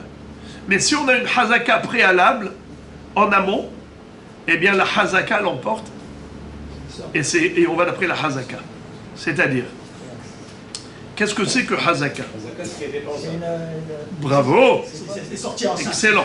La Hazaka, c'est qu'elle n'était pas enceinte, puisque la belle-mère, elle est partie de ventre vide. Après ça, on a une marloquette quand elle est partie de ventre plein. Aïta Merouberet. Mais si quand elle est partie, elle n'était pas enceinte. Donc déjà, on a une Hazaka. Ça veut dire que, pour nous, le contexte de cette femme, c'est qu'elle n'est pas enceinte. Si elle n'est pas enceinte, il n'y a pas de mitzvah de hiboum. Donc pour nous, la femme qui est restée ici, si son mari meurt, il n'y a pas de hiboum. Car à nos yeux, le contexte était qu'elle n'a pas de beau-frère. Elle n'a pas de beau-frère. Maintenant, qu'est-ce que tu veux dire? Oui, mais peut-être que la situation a changé. On a une règle. Quand tu te poses la question, est-ce que la situation a changé ou pas? Tu dois suivre la Hazaka antérieure. Écoutez bien, Rabotaï, c'est hyper important, je répète les mêmes mots. Quand tu as un safek, est-ce que la situation a changé ou pas? Eh bien, tu dis que la situation reste inchangée. Ça s'appelle suivre la Hazaka. Hazaka, ça veut dire un contexte donné, une situation antérieure. Lorsqu'on a une antériorité, c'est-à-dire que la femme, la belle-mère, telle qu'on l'a connue, elle avait un fils unique qui s'était marié avec cette femme, elle n'avait pas d'autre enfant. Toi, maintenant, tu vas te poser la question, mais peut-être qu'elle est tombée enceinte. Et si elle est tombée enceinte, peut-être qu'elle a donné naissance à un garçon. Et si elle a donné naissance à un garçon, alors celle-là, elle est bloquée parce qu'elle doit faire hiboum. Tous ces peut-être-là, après tous les montages, ça nous a donné quoi? Du 60-40. Et on a dit que d'après Rabbi Meir, 60-40 égale 50-50. Et si c'est 50-50, tu ne comprends pas la Mishnah qui a dit Motar. Alors c'est qui? C'est la Mishnah. C'est qui la Mishnah? C'est Hachamim. Quoi? La Récha Rabbi Meir, c'est Fa Hachamim? Impossible. Réponse. Même Rabbi Meir, qui a été Hoshesh les Mirouta dans la Récha, dans la Sefa, il est d'accord qu'elle est permise, cette femme. Comment ça se fait? Eh bien parce qu'on suit la Hazaka. Cette femme-là, It-Hazak la chouk. Deux mots à traduire. It-Hazak la chouk. C'est quoi It-Hazak la chouk? C'est quoi chouk? Ça veut dire quoi dehors? Ça veut dire quoi dehors? On l'a vu, elle est permise. Elle est permise, hein, elle est permise. Et c'est quoi le mot la chouk? Bravo, bravo. It-Hazak la chouk, ça veut dire que la femme qui est restée mariée, elle était coincée. Maintenant que son mari est mort, elle est libérée. Mais libérée, ça veut dire, est-ce qu'elle peut aller au marché?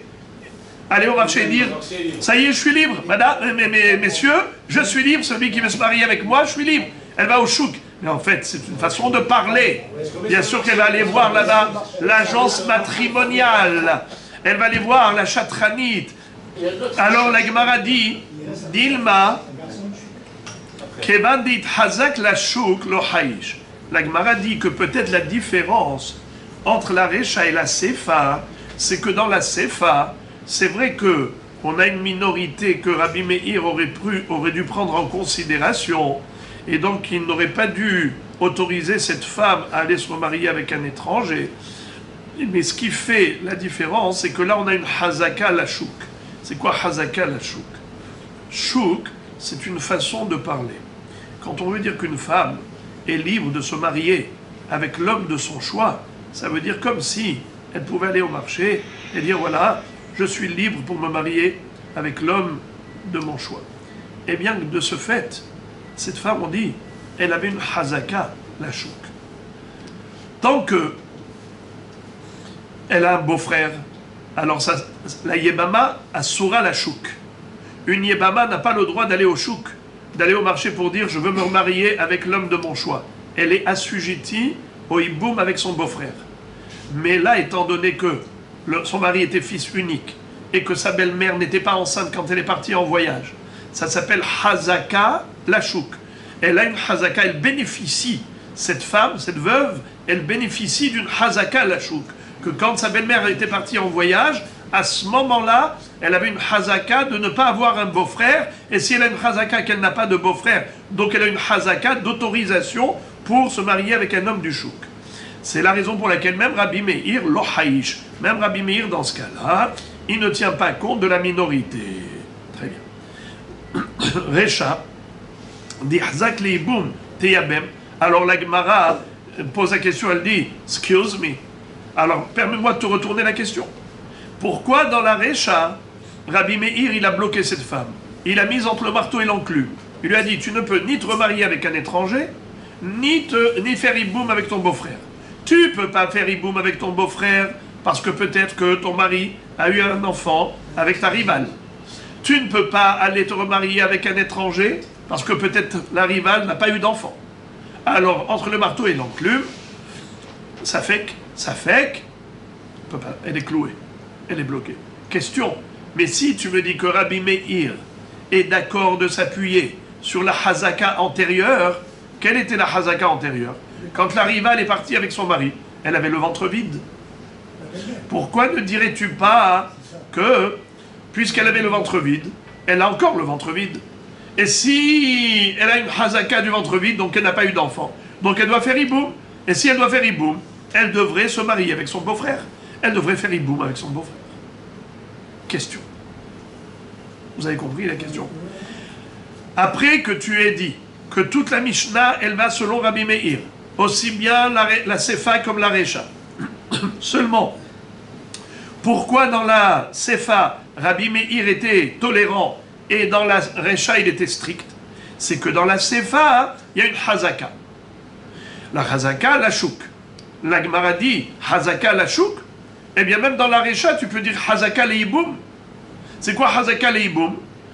Quand son mari a voyagé avec la rivale, elle n'était pas enceinte. Si elle n'était pas enceinte, donc si on prend en considération ce contexte où elle n'était pas enceinte, donc son mari est mort sans enfant. Si le mari est mort sans enfant, donc elle doit faire hiboum. Alors pourquoi tu ne l'autorises pas à faire hiboum avec son beau-frère?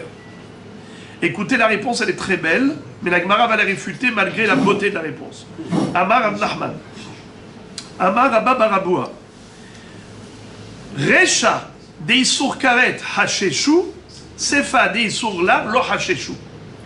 Il y a une différence entre la nature du Isur de la Recha et la nature du Isur de la Sefa. Incomparable.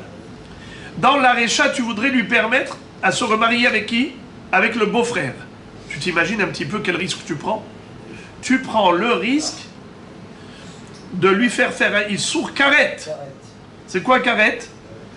Passible du retranchement. Car se marier avec son beau-frère pour une femme, c'est assour, comme toutes les harayot, mais Isur Karet. Qu'est-ce qui permettrait à une femme de se marier avec son beau-frère? C'est le hiboum. Quand il y a une mitzvah de hiboum, alors le Isur Karet, il saute. Mais s'il n'y a pas de mitzvah de hiboum, alors le Isur Karet revient. Tu rigoles? Avec quoi tu joues là? Avec le feu. Karet.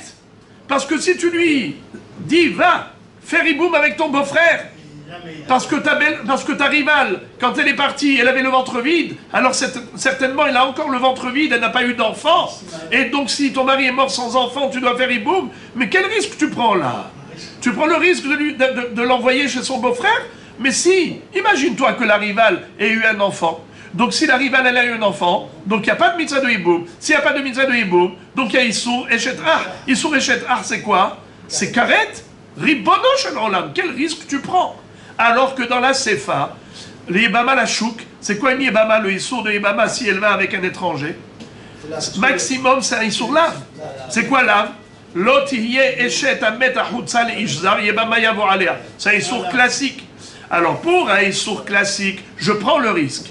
Mais pour un Issour grave, je ne prends pas le risque. Ça, c'est la réponse de Rav Nachman Baritz. Rav Nachman au nom de Rabba Baravoua. Rava sursaute. Rava sursaute. Amar Rava, mirde, ha deoraita, ve ha deoraita, mali sur karet, mali sur lave, ribono shel olam. Comment tu peux établir un tel distinguo? Comment tu peux dire, dans le risque, je prends un risque, mais seulement pour un issour léger, mais je ne prends pas un risque pour un issour grave. Depuis quand tu fais des calculs comme ça dans la Torah? Ça fait que de Horaïta la Humra, il n'y a pas de différence si c'est un issour Hamour ou un issour Kal. Dans la Torah, toujours ça fait que de Horaïta la Humra. Si c'est des Rabbanan, alors tu as raison. Quand on établit un distinguo entre Rabbanan et Torah. Ça fait que des Rabbanan la Kula, ça fait que de Horaïta la Humra. Mais dans des Horaïta, on ne fait pas de différence entre des Horaïta avec karet ou des Horaïta sans karet. C'est toujours ça fait que de Horaïta la Humra. Ribono shel olam. Qu'est-ce que tu me dis ici? C'est pour cela qu'il va dire Ela Marava, Recha Hazaka Leibum Veruba Lashuk. De Hazaka Loradif Keruba. Recha, on parle de Hazaka Leibum Veruba Lashuk. Maintenant, c'est la partie la plus difficile, c'est les 6 lignes du début de Koufiyutet Amoudbet. Regardez la réponse de la Gemara. La Gemara veut maintenant donner une autre réponse.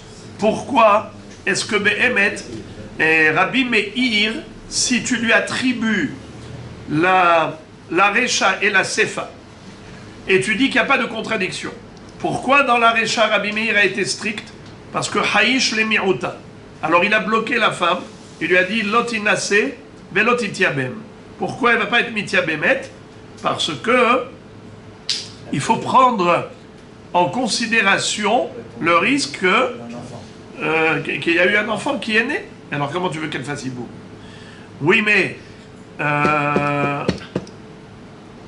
alors dans ce cas-là, pourquoi dans la Sefa il lui a autorisé d'aller se remarier avec un étranger, parce que dit Hazaka. C'est-à-dire Hazaka, et ben, la question, alors même dans la Recha, il y avait une Hazaka. Hazaka, elle est partie le ventre vide. Alors maintenant, Rava donne une autre explication. Et regardez ce qu'il dit. Recha, Hazaka, Leibum, Veruba, Lashuk. C'est-à-dire, dans la Recha, cette femme-là, la rivale, quand elle est partie, elle avait le ventre vide. Si elle a le ventre vide, donc, qu'est-ce qu'elle doit faire, cette femme qui est restée ici? Et boum, avec son beau-frère. Pourquoi? Parce que si son mari est mort sans enfant, donc elle doit faire Iboum. Alors on avait une Hazaka l'Iboum. Maintenant, Rouba Lashuk. Qu'est-ce qu'il dit le Rov? Le Rov, il dit le contraire. C'est quoi le Rov? Aidez-moi les amis. La majorité. Ah oui, mais c'est quoi le Rov ici? La majorité qui part avec son mari, bravo! La majorité des femmes qui vivent maritalement, eh bien, elles tombent enceintes et elles ont un enfant. Donc, selon cette hypothèse, il n'y a pas de hiboum, bravo. Ça s'appelle Rouba Lashuk. Puisque, d'après la majorité, la rivale a eu un enfant. Si elle a eu un enfant, donc il n'y a pas de hiboum. S'il n'y a pas de hiboum, elle a le droit d'aller au chouk. Elle a le droit de se marier avec un homme étranger. Alors, répétons. D'après la Hazaka, aidez-moi. D'après la Hazaka, Yiboum. D'après le Rov, Chouk. Yiboum et Chouk, c'est deux choses contradictoires. Yiboum, c'est avec le beau-frère, Chouk, c'est avec les étrangers. Si elle doit aller avec le beau-frère, elle ne peut pas aller au Chouk.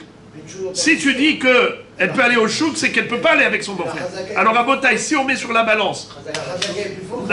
Regarde. Si on met sur la balance, maintenant, qu'est-ce qu'on a comme données? On a une Hazaka qui penche d'un côté, on a un Rov qui penche de l'autre. Qu'est-ce qu'elle me donne la Hazaka comme résultat? Hazaka, Yiboum. Bravo. C'est quoi Hazaka Yiboum? C'était quoi ici? La rivale, elle est partie, le ventre vide. Donc le contexte, la Hazaka, c'est le contexte antérieur. C'est quoi? Yiboum. Puisqu'il n'y avait pas d'enfant, donc Yiboum. Maintenant, elle a voyagé. Maintenant, il y a le Rov qui fonctionne. C'est quoi le Rov? D'après le Rov, elle est tombée enceinte, elle a eu un enfant. Donc il n'y a plus de Yiboum, c'est au contraire Chouk. Deux choses contradictoires. Maintenant, on a Hazaka d'un côté et Rov de l'autre. C'est qui est plus fort? C'est la Hazaka ou le Rov?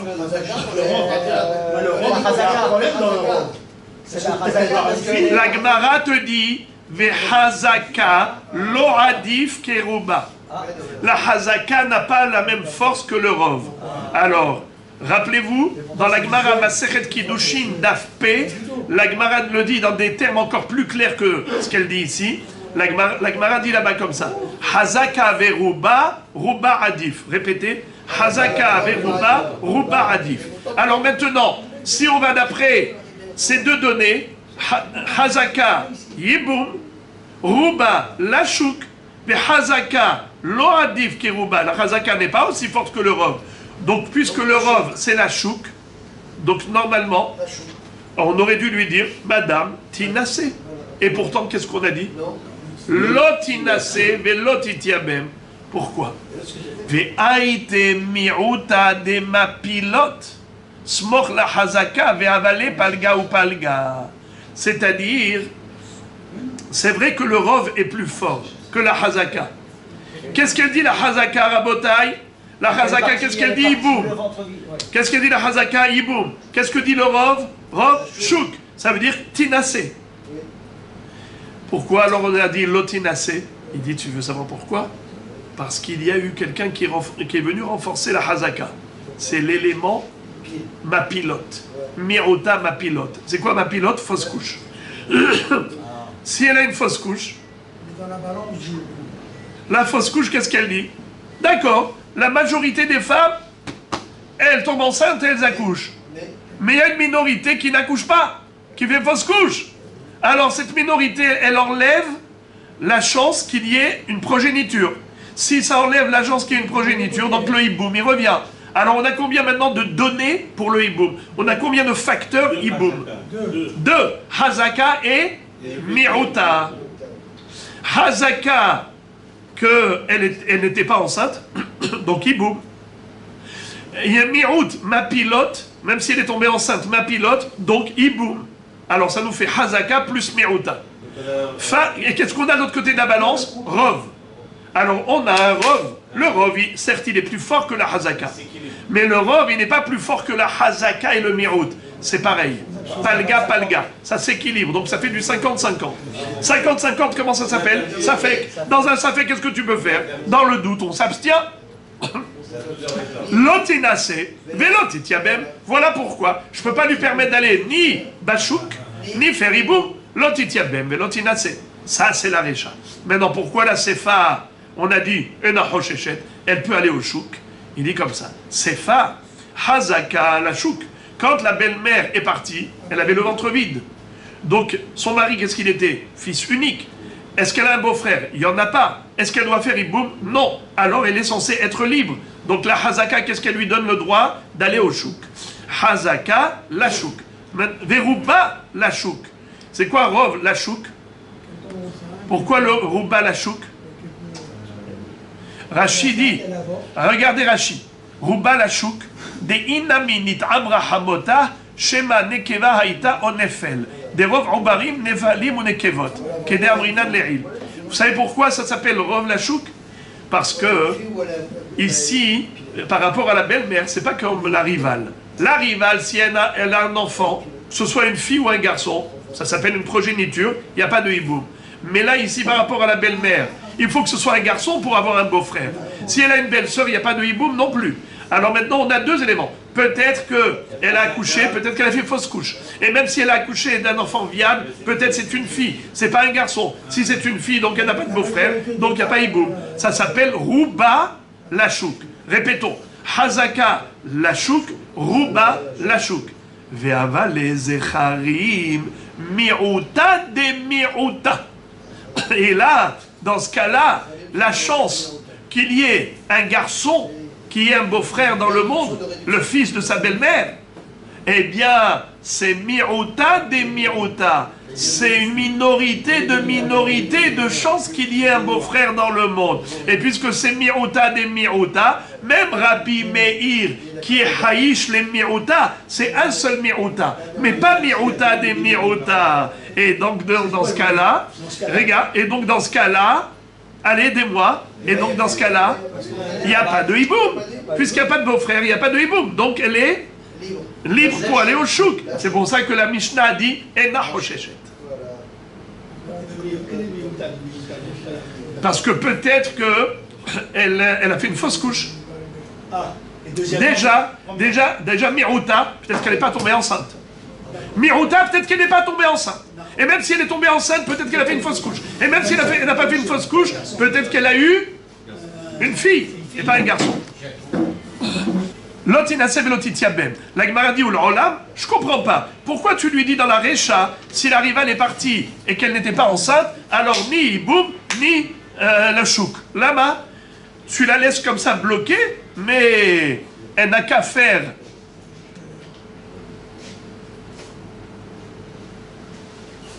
Pardon, tu as dit lotinaseb et lotitiabem. C'est quoi lotinaseb et lotitiabem?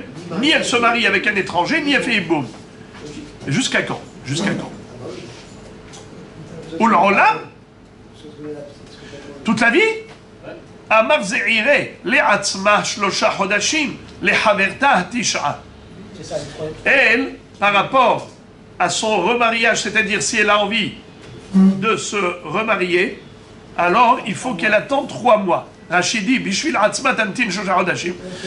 Dekol anashim tzrichot lamtin shlosha chodashim, ואפילו בעלה מת במדינת הים. דליקה למיחד שמה מעוברת היא, דאז זקנה והאילונית תמיד צריכות להמתין 3 חודשים.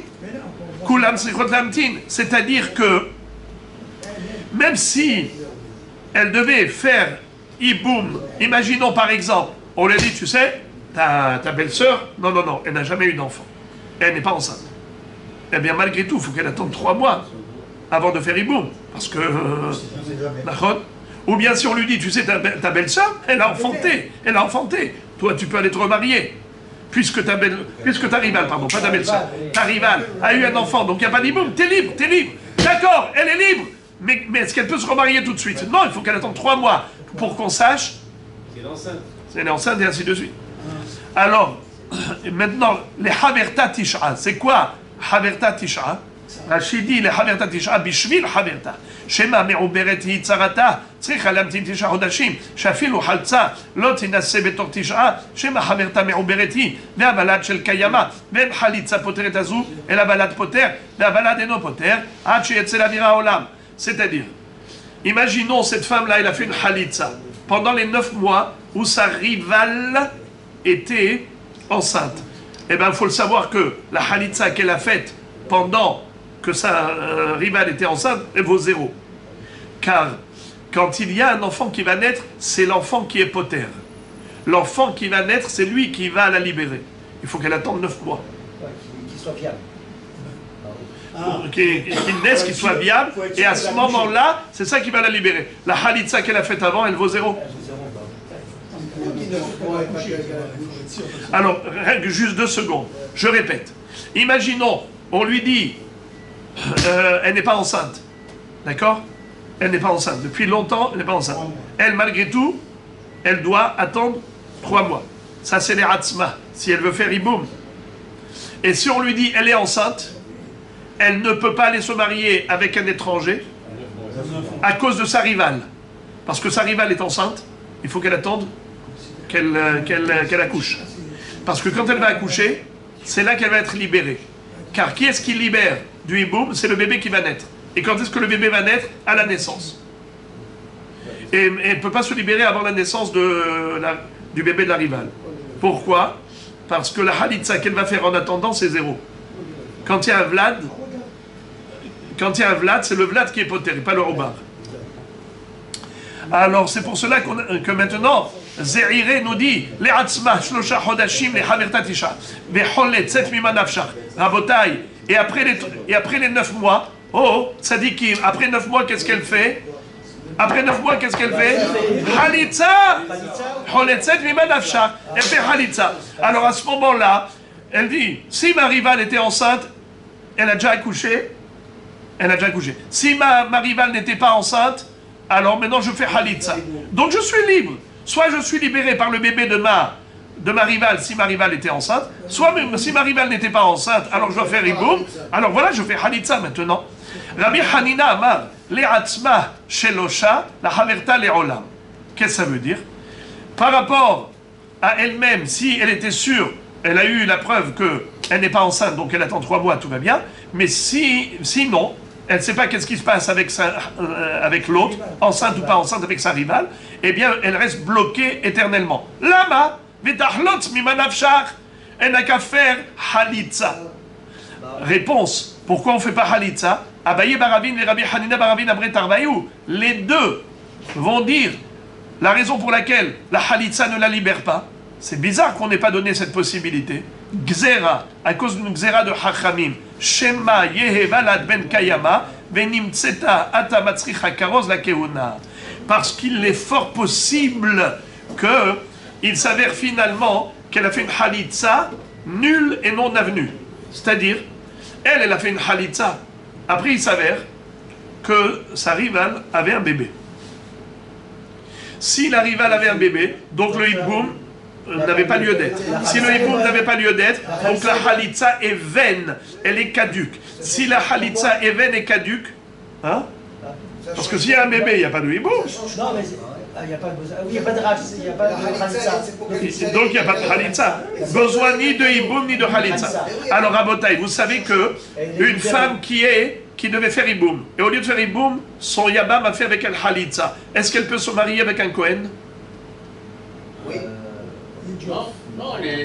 Une femme veuve qui a fait Halitza, elle est considérée comme divorcée Midera Banan. C'est pas Minatora, c'est Midera Banan. Elle n'a pas le droit de se marier avec un Kohen. La règle étant, c'est qu'une femme qui est Halitza, Midera Banan, ne peut pas se marier avec un Kohen parce qu'elle ressemble à une divorcée. Alors maintenant, on nous dit comme ça. Quand est-ce que la Halitza, elle rend la femme interdite au Kohen? Que si cette Halitza avait lieu d'être. C'est-à-dire que normalement, elle aurait dû faire Hiboum, et au lieu de faire Hiboum, elle fait Halitza. Mais une femme qui, de toutes les façons, ne devait pas faire Hiboum, comme par exemple, au cas où la rivale était enceinte et qu'elle a donné naissance à un enfant. Donc le mari qui est mort, il avait une progéniture. S'il avait une progéniture, donc il n'y a pas de Hiboum qui compte. Donc s'il n'y a pas de Hiboum qui tienne, donc il n'y a pas de Halitza. Alors si elle a fait Halitza malgré tout, elle a fait Halitza que Misafek, cette Halitza, elle vaut 0. Pourquoi? Parce que s'il s'avère que sa rivale avait un enfant, donc la Halitza n'avait pas lieu d'être. C'est comme si quelqu'un y va pour faire la sieste et il enlève une chaussure. Alors la femme, elle va faire la sieste, elle enlève une chaussure. Alors tu vas dire Halitza, c'est quoi ça? Alors, ça n'existe pas d'interdire au Kohen de se marier avec une femme qui a déchaussé son Yabam, alors que le Yabam n'était même pas Yabam. Par erreur, elle a fait une Halitza par erreur, parce qu'elle croyait que sa rivale n'avait pas d'enfant. Après, il y a deux Haïdim qui disent, mais tu sais que ta rivale, elle a donné naissance à un enfant, et donc tu n'avais pas besoin de faire Halitza. Ah bon? Donc ma Halitza, elle vaut rien? Superbe! Alors je peux me marier avec un Kohen, puisque je suis veuve. Alors on lui dit, madame, attends, tu veux te marier avec un Kohen, mais le rabbin qui va te faire le mariage, tu sais qu'est-ce qui va se passer? Tous les gens qui vont être dans la roupa, ils vont dire, tu sais, une Halitza, elle a le droit de se marier avec un Kohen. Moi, j'ai vu le rabbin, il a marié une Halitza avec un Kohen. Tu t'imagines? Alors, vous savez qu'est-ce qu'on fait? On fait un kroz. On fait une achraza, une publication. Moraï Verabotaï, la Halitza qu'on avait faite, elle était caduque, nulle et non avenue. On s'est trompé. On lui a fait faire une Halitza qui n'avait pas lieu d'être. On avait cru que la rivale n'avait pas d'enfant. On lui a fait faire une Halitza. Il s'avère qu'elle avait un enfant. Et donc la Halitza n'avait pas lieu d'être. Donc c'était un déchaussement par erreur. Ce déchaussement par erreur ne lui donne pas le statut de Halitza. Elle peut se marier avec un Kohen. Tout va bien. Alors on lui fait une roupa avec Kiddushin. Alors quel est le problème? Je fais lui un crouse. Regardez la réponse. Abaye Baravin, Verabi Hanina Baravin, Amre Tarvaïou, Gzera, Shemaye, Valad Ben Kayama. De peur que finalement il s'avère que la rivale avait un fils viable. Venimtsa Tamatzricha Karoz la Keuna. Et donc tu vas devoir publier et faire des annonces publiques comme quoi la Halitza, elle était vaine, caduque, nulle et non avenue, et donc elle a le droit de se marier avec un Kohen. Et alors, Ma'abaya, Velatzrecha. On a Velitzrecha. Tu n'as qu'à faire un cross, quel est le problème? Réponse. דילמה יקבע דאבה בחליצה ולא אבה בהכרזה, ואמרי כשרו חלוצה לכהן. C'est-à-dire, le risque étant qu'il y ait des gens présents au moment de la halitza et qui n'étaient pas présents au moment de la publication. Par exemple, un voyageur, il y a quelqu'un qui était là, et il était là, il était à la halitza. Vous savez que la halitza, ça se fait en grande pompe, en public. Les gens, ils viennent. En grande pompe. C'est pas mal, c'est pas mal. Les gens viennent au Beddin et ils voient au moment où elle déchausse son yabam. Donc ils sont là. Maintenant, qu'est-ce qui s'est passé? Après, il s'est avéré que c'était faux. On a fait une publication. Mais au moment de la publication, il y a des gens qui étaient là au moment de la Halitza et qui ont voyagé. Ils ne sont pas, ils sont plus dans la ville au moment de la publication. Ils n'ont pas entendu le livre. Très bien. Après, ils voient, ils sont partis en Australie, ils voient cette femme se marier avec un Cohen. Ils disent, moi, le rabbin, il les a mariés. Ça veut dire quoi? Une Haloutza est permise au Cohen. Vous imaginez un petit peu ce qui va en découler comme erreur? Eh bien, c'est la raison pour laquelle il ne faut pas en arriver là à se mettre dans une situation où on va devoir faire un cruise. Maintenant, la Gemara dit, ok, tu me dis que c'est ça le problème. Tenan, on a appris dans une Mishnah, Nitan li ben bimdinatayam, ve'amra met beni ve'achar barli ne'emenet. Met barli ve'achar beni ena ne'emenet. Ve'chosheshin nidvarea, ve'choletzet ve'lo mitya bemet. Regardez, on avait appris dans une Mishnah, si une femme raconte, je suis parti d'ici, je n'étais pas enceinte. Je suis parti avec mon mari, Baruch Hashem, Meshane Makom, Meshane Mazal. J'ai eu un fils, outre-mer. Mais après, elle raconte que son fils est mort, et après, son mari est mort. Maintenant, qu'est-ce qu'elle veut? Elle veut faire Iboum avec son beau-frère, Nehemenet. On la croit et elle fait Iboum. Bravo! Elle a le migo, on avait déjà vu ça, que si elle voulait mentir, elle n'aurait rien dit. Elle est Nehemenet. Maintenant, si c'est le contraire, si elle dit d'abord Met Barli ve'acharkar Met Beni ena Nehemenet. Si elle dit d'abord mon mari est mort, ensuite mon fils aussi, alors dans ce cas-là, elle n'est pas crédible et on tient compte malgré tout de ce qu'elle dit. Rabotaï, qu'est-ce qu'elle veut dire? Quand elle dit d'abord son mari est mort et après son fils. Rabotaï, de quoi je la soupçonne? Elle déteste son beau-frère. Et comme elle déteste son beau-frère, qu'est-ce qu'elle dit? Que d'abord son mari est mort et après son fils. Comme ça, elle va dire qu'au moment de la mort, le fils était encore là. Et automatiquement, il n'y a pas de hiboum. Très bien. Alors, mais étant donné qu'on dit peut-être oui, peut-être non, qu'est-ce qu'il vaut mieux faire? Halitza. Hosheshin idvarea, vecholetzet, velo mitya bemet. La Gemara pose la question, elle dit, comment tu fais Halitza? Vedilma, velihush dilma tu'idim ve'amre kedeka amra, venimtzata matzricha karoz la kehuna. Mais pourtant, il pourrait y avoir un risque. Lequel? C'est que s'il y a deux témoins qui viennent et qui racontent Moraï Verabotaï, elle n'a pas menti. C'est vrai qu'au moment de la mort de son mari, le fils était encore vivant et le fils n'est mort qu'après. Ce qui veut dire qu'elle a fait une halitza pour rien. Si elle a fait une halitza pour rien, qu'est-ce qu'il faut faire? Karoz. C'est pourquoi il faut faire le karoz? Pour dire Moraï Verabotaï, elle est permise au Kohanim. Pourquoi il faut faire ce karoz? Parce que sinon elle ne peut pas se remarier avec un Kohen, elle est halitza. Et maintenant on fait ce karoz pour dire que la halitza elle est caduque. Puisque son fils était encore vivant au moment de la mort du mari. Donc il n'y avait pas lieu de faire iboum, puisqu'il y a un fils au moment de la mort du mari. Alors pourquoi elle a fait halitza? C'était que par safek. Et maintenant il s'avère que c'était une halitza erronée. Cette halitza erronée, caduque. Et donc elle est permise au Kohanim. Et pourtant tu fais un karoz et tout va bien. Amar Rav Papa, Big Grusha. On parle là-bas d'une femme que de toutes les façons elle ne pouvait pas se marier avec les Kohanim. Donc il n'y a aucun karoz. On parle d'une femme qui est divorcée. Donc parle même pas de... Ah, Et si on parle d'une divorcée, donc de toutes les façons, elle ne pourra pas se marier avec un Cohen, donc il n'y a pas de problème de publication. Qu'est-ce que vous dites? Donc, c'est pas Khalitza, dans ces cas-là, Pourquoi c'est- pas? on n'a pas de- Pourquoi pas? Non, mais de ces divorcés, je voulais dire. Mais au début. Pour le Cohen. Mais c'est pas... Non, elle était mariée avec un Israël. On n'a pas eu d'enfant avec lui. On a pu avoir- Bigrusha. Rav Hiya, Berede Ravuna Amar, Be'amra, Ani, Vahu, Nehbenu Bame'ara. On parle du cas où elle dit, nous étions dans une grotte. On se cachait parce que les prédateurs voulaient nous tuer. On s'est caché.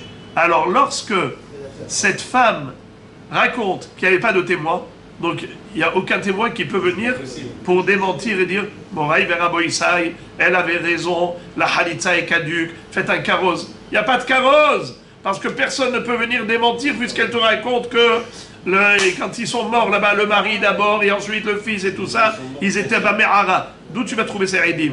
C'est la raison pour laquelle, dans ce cas-là, elle fait Halitza, elle se libère.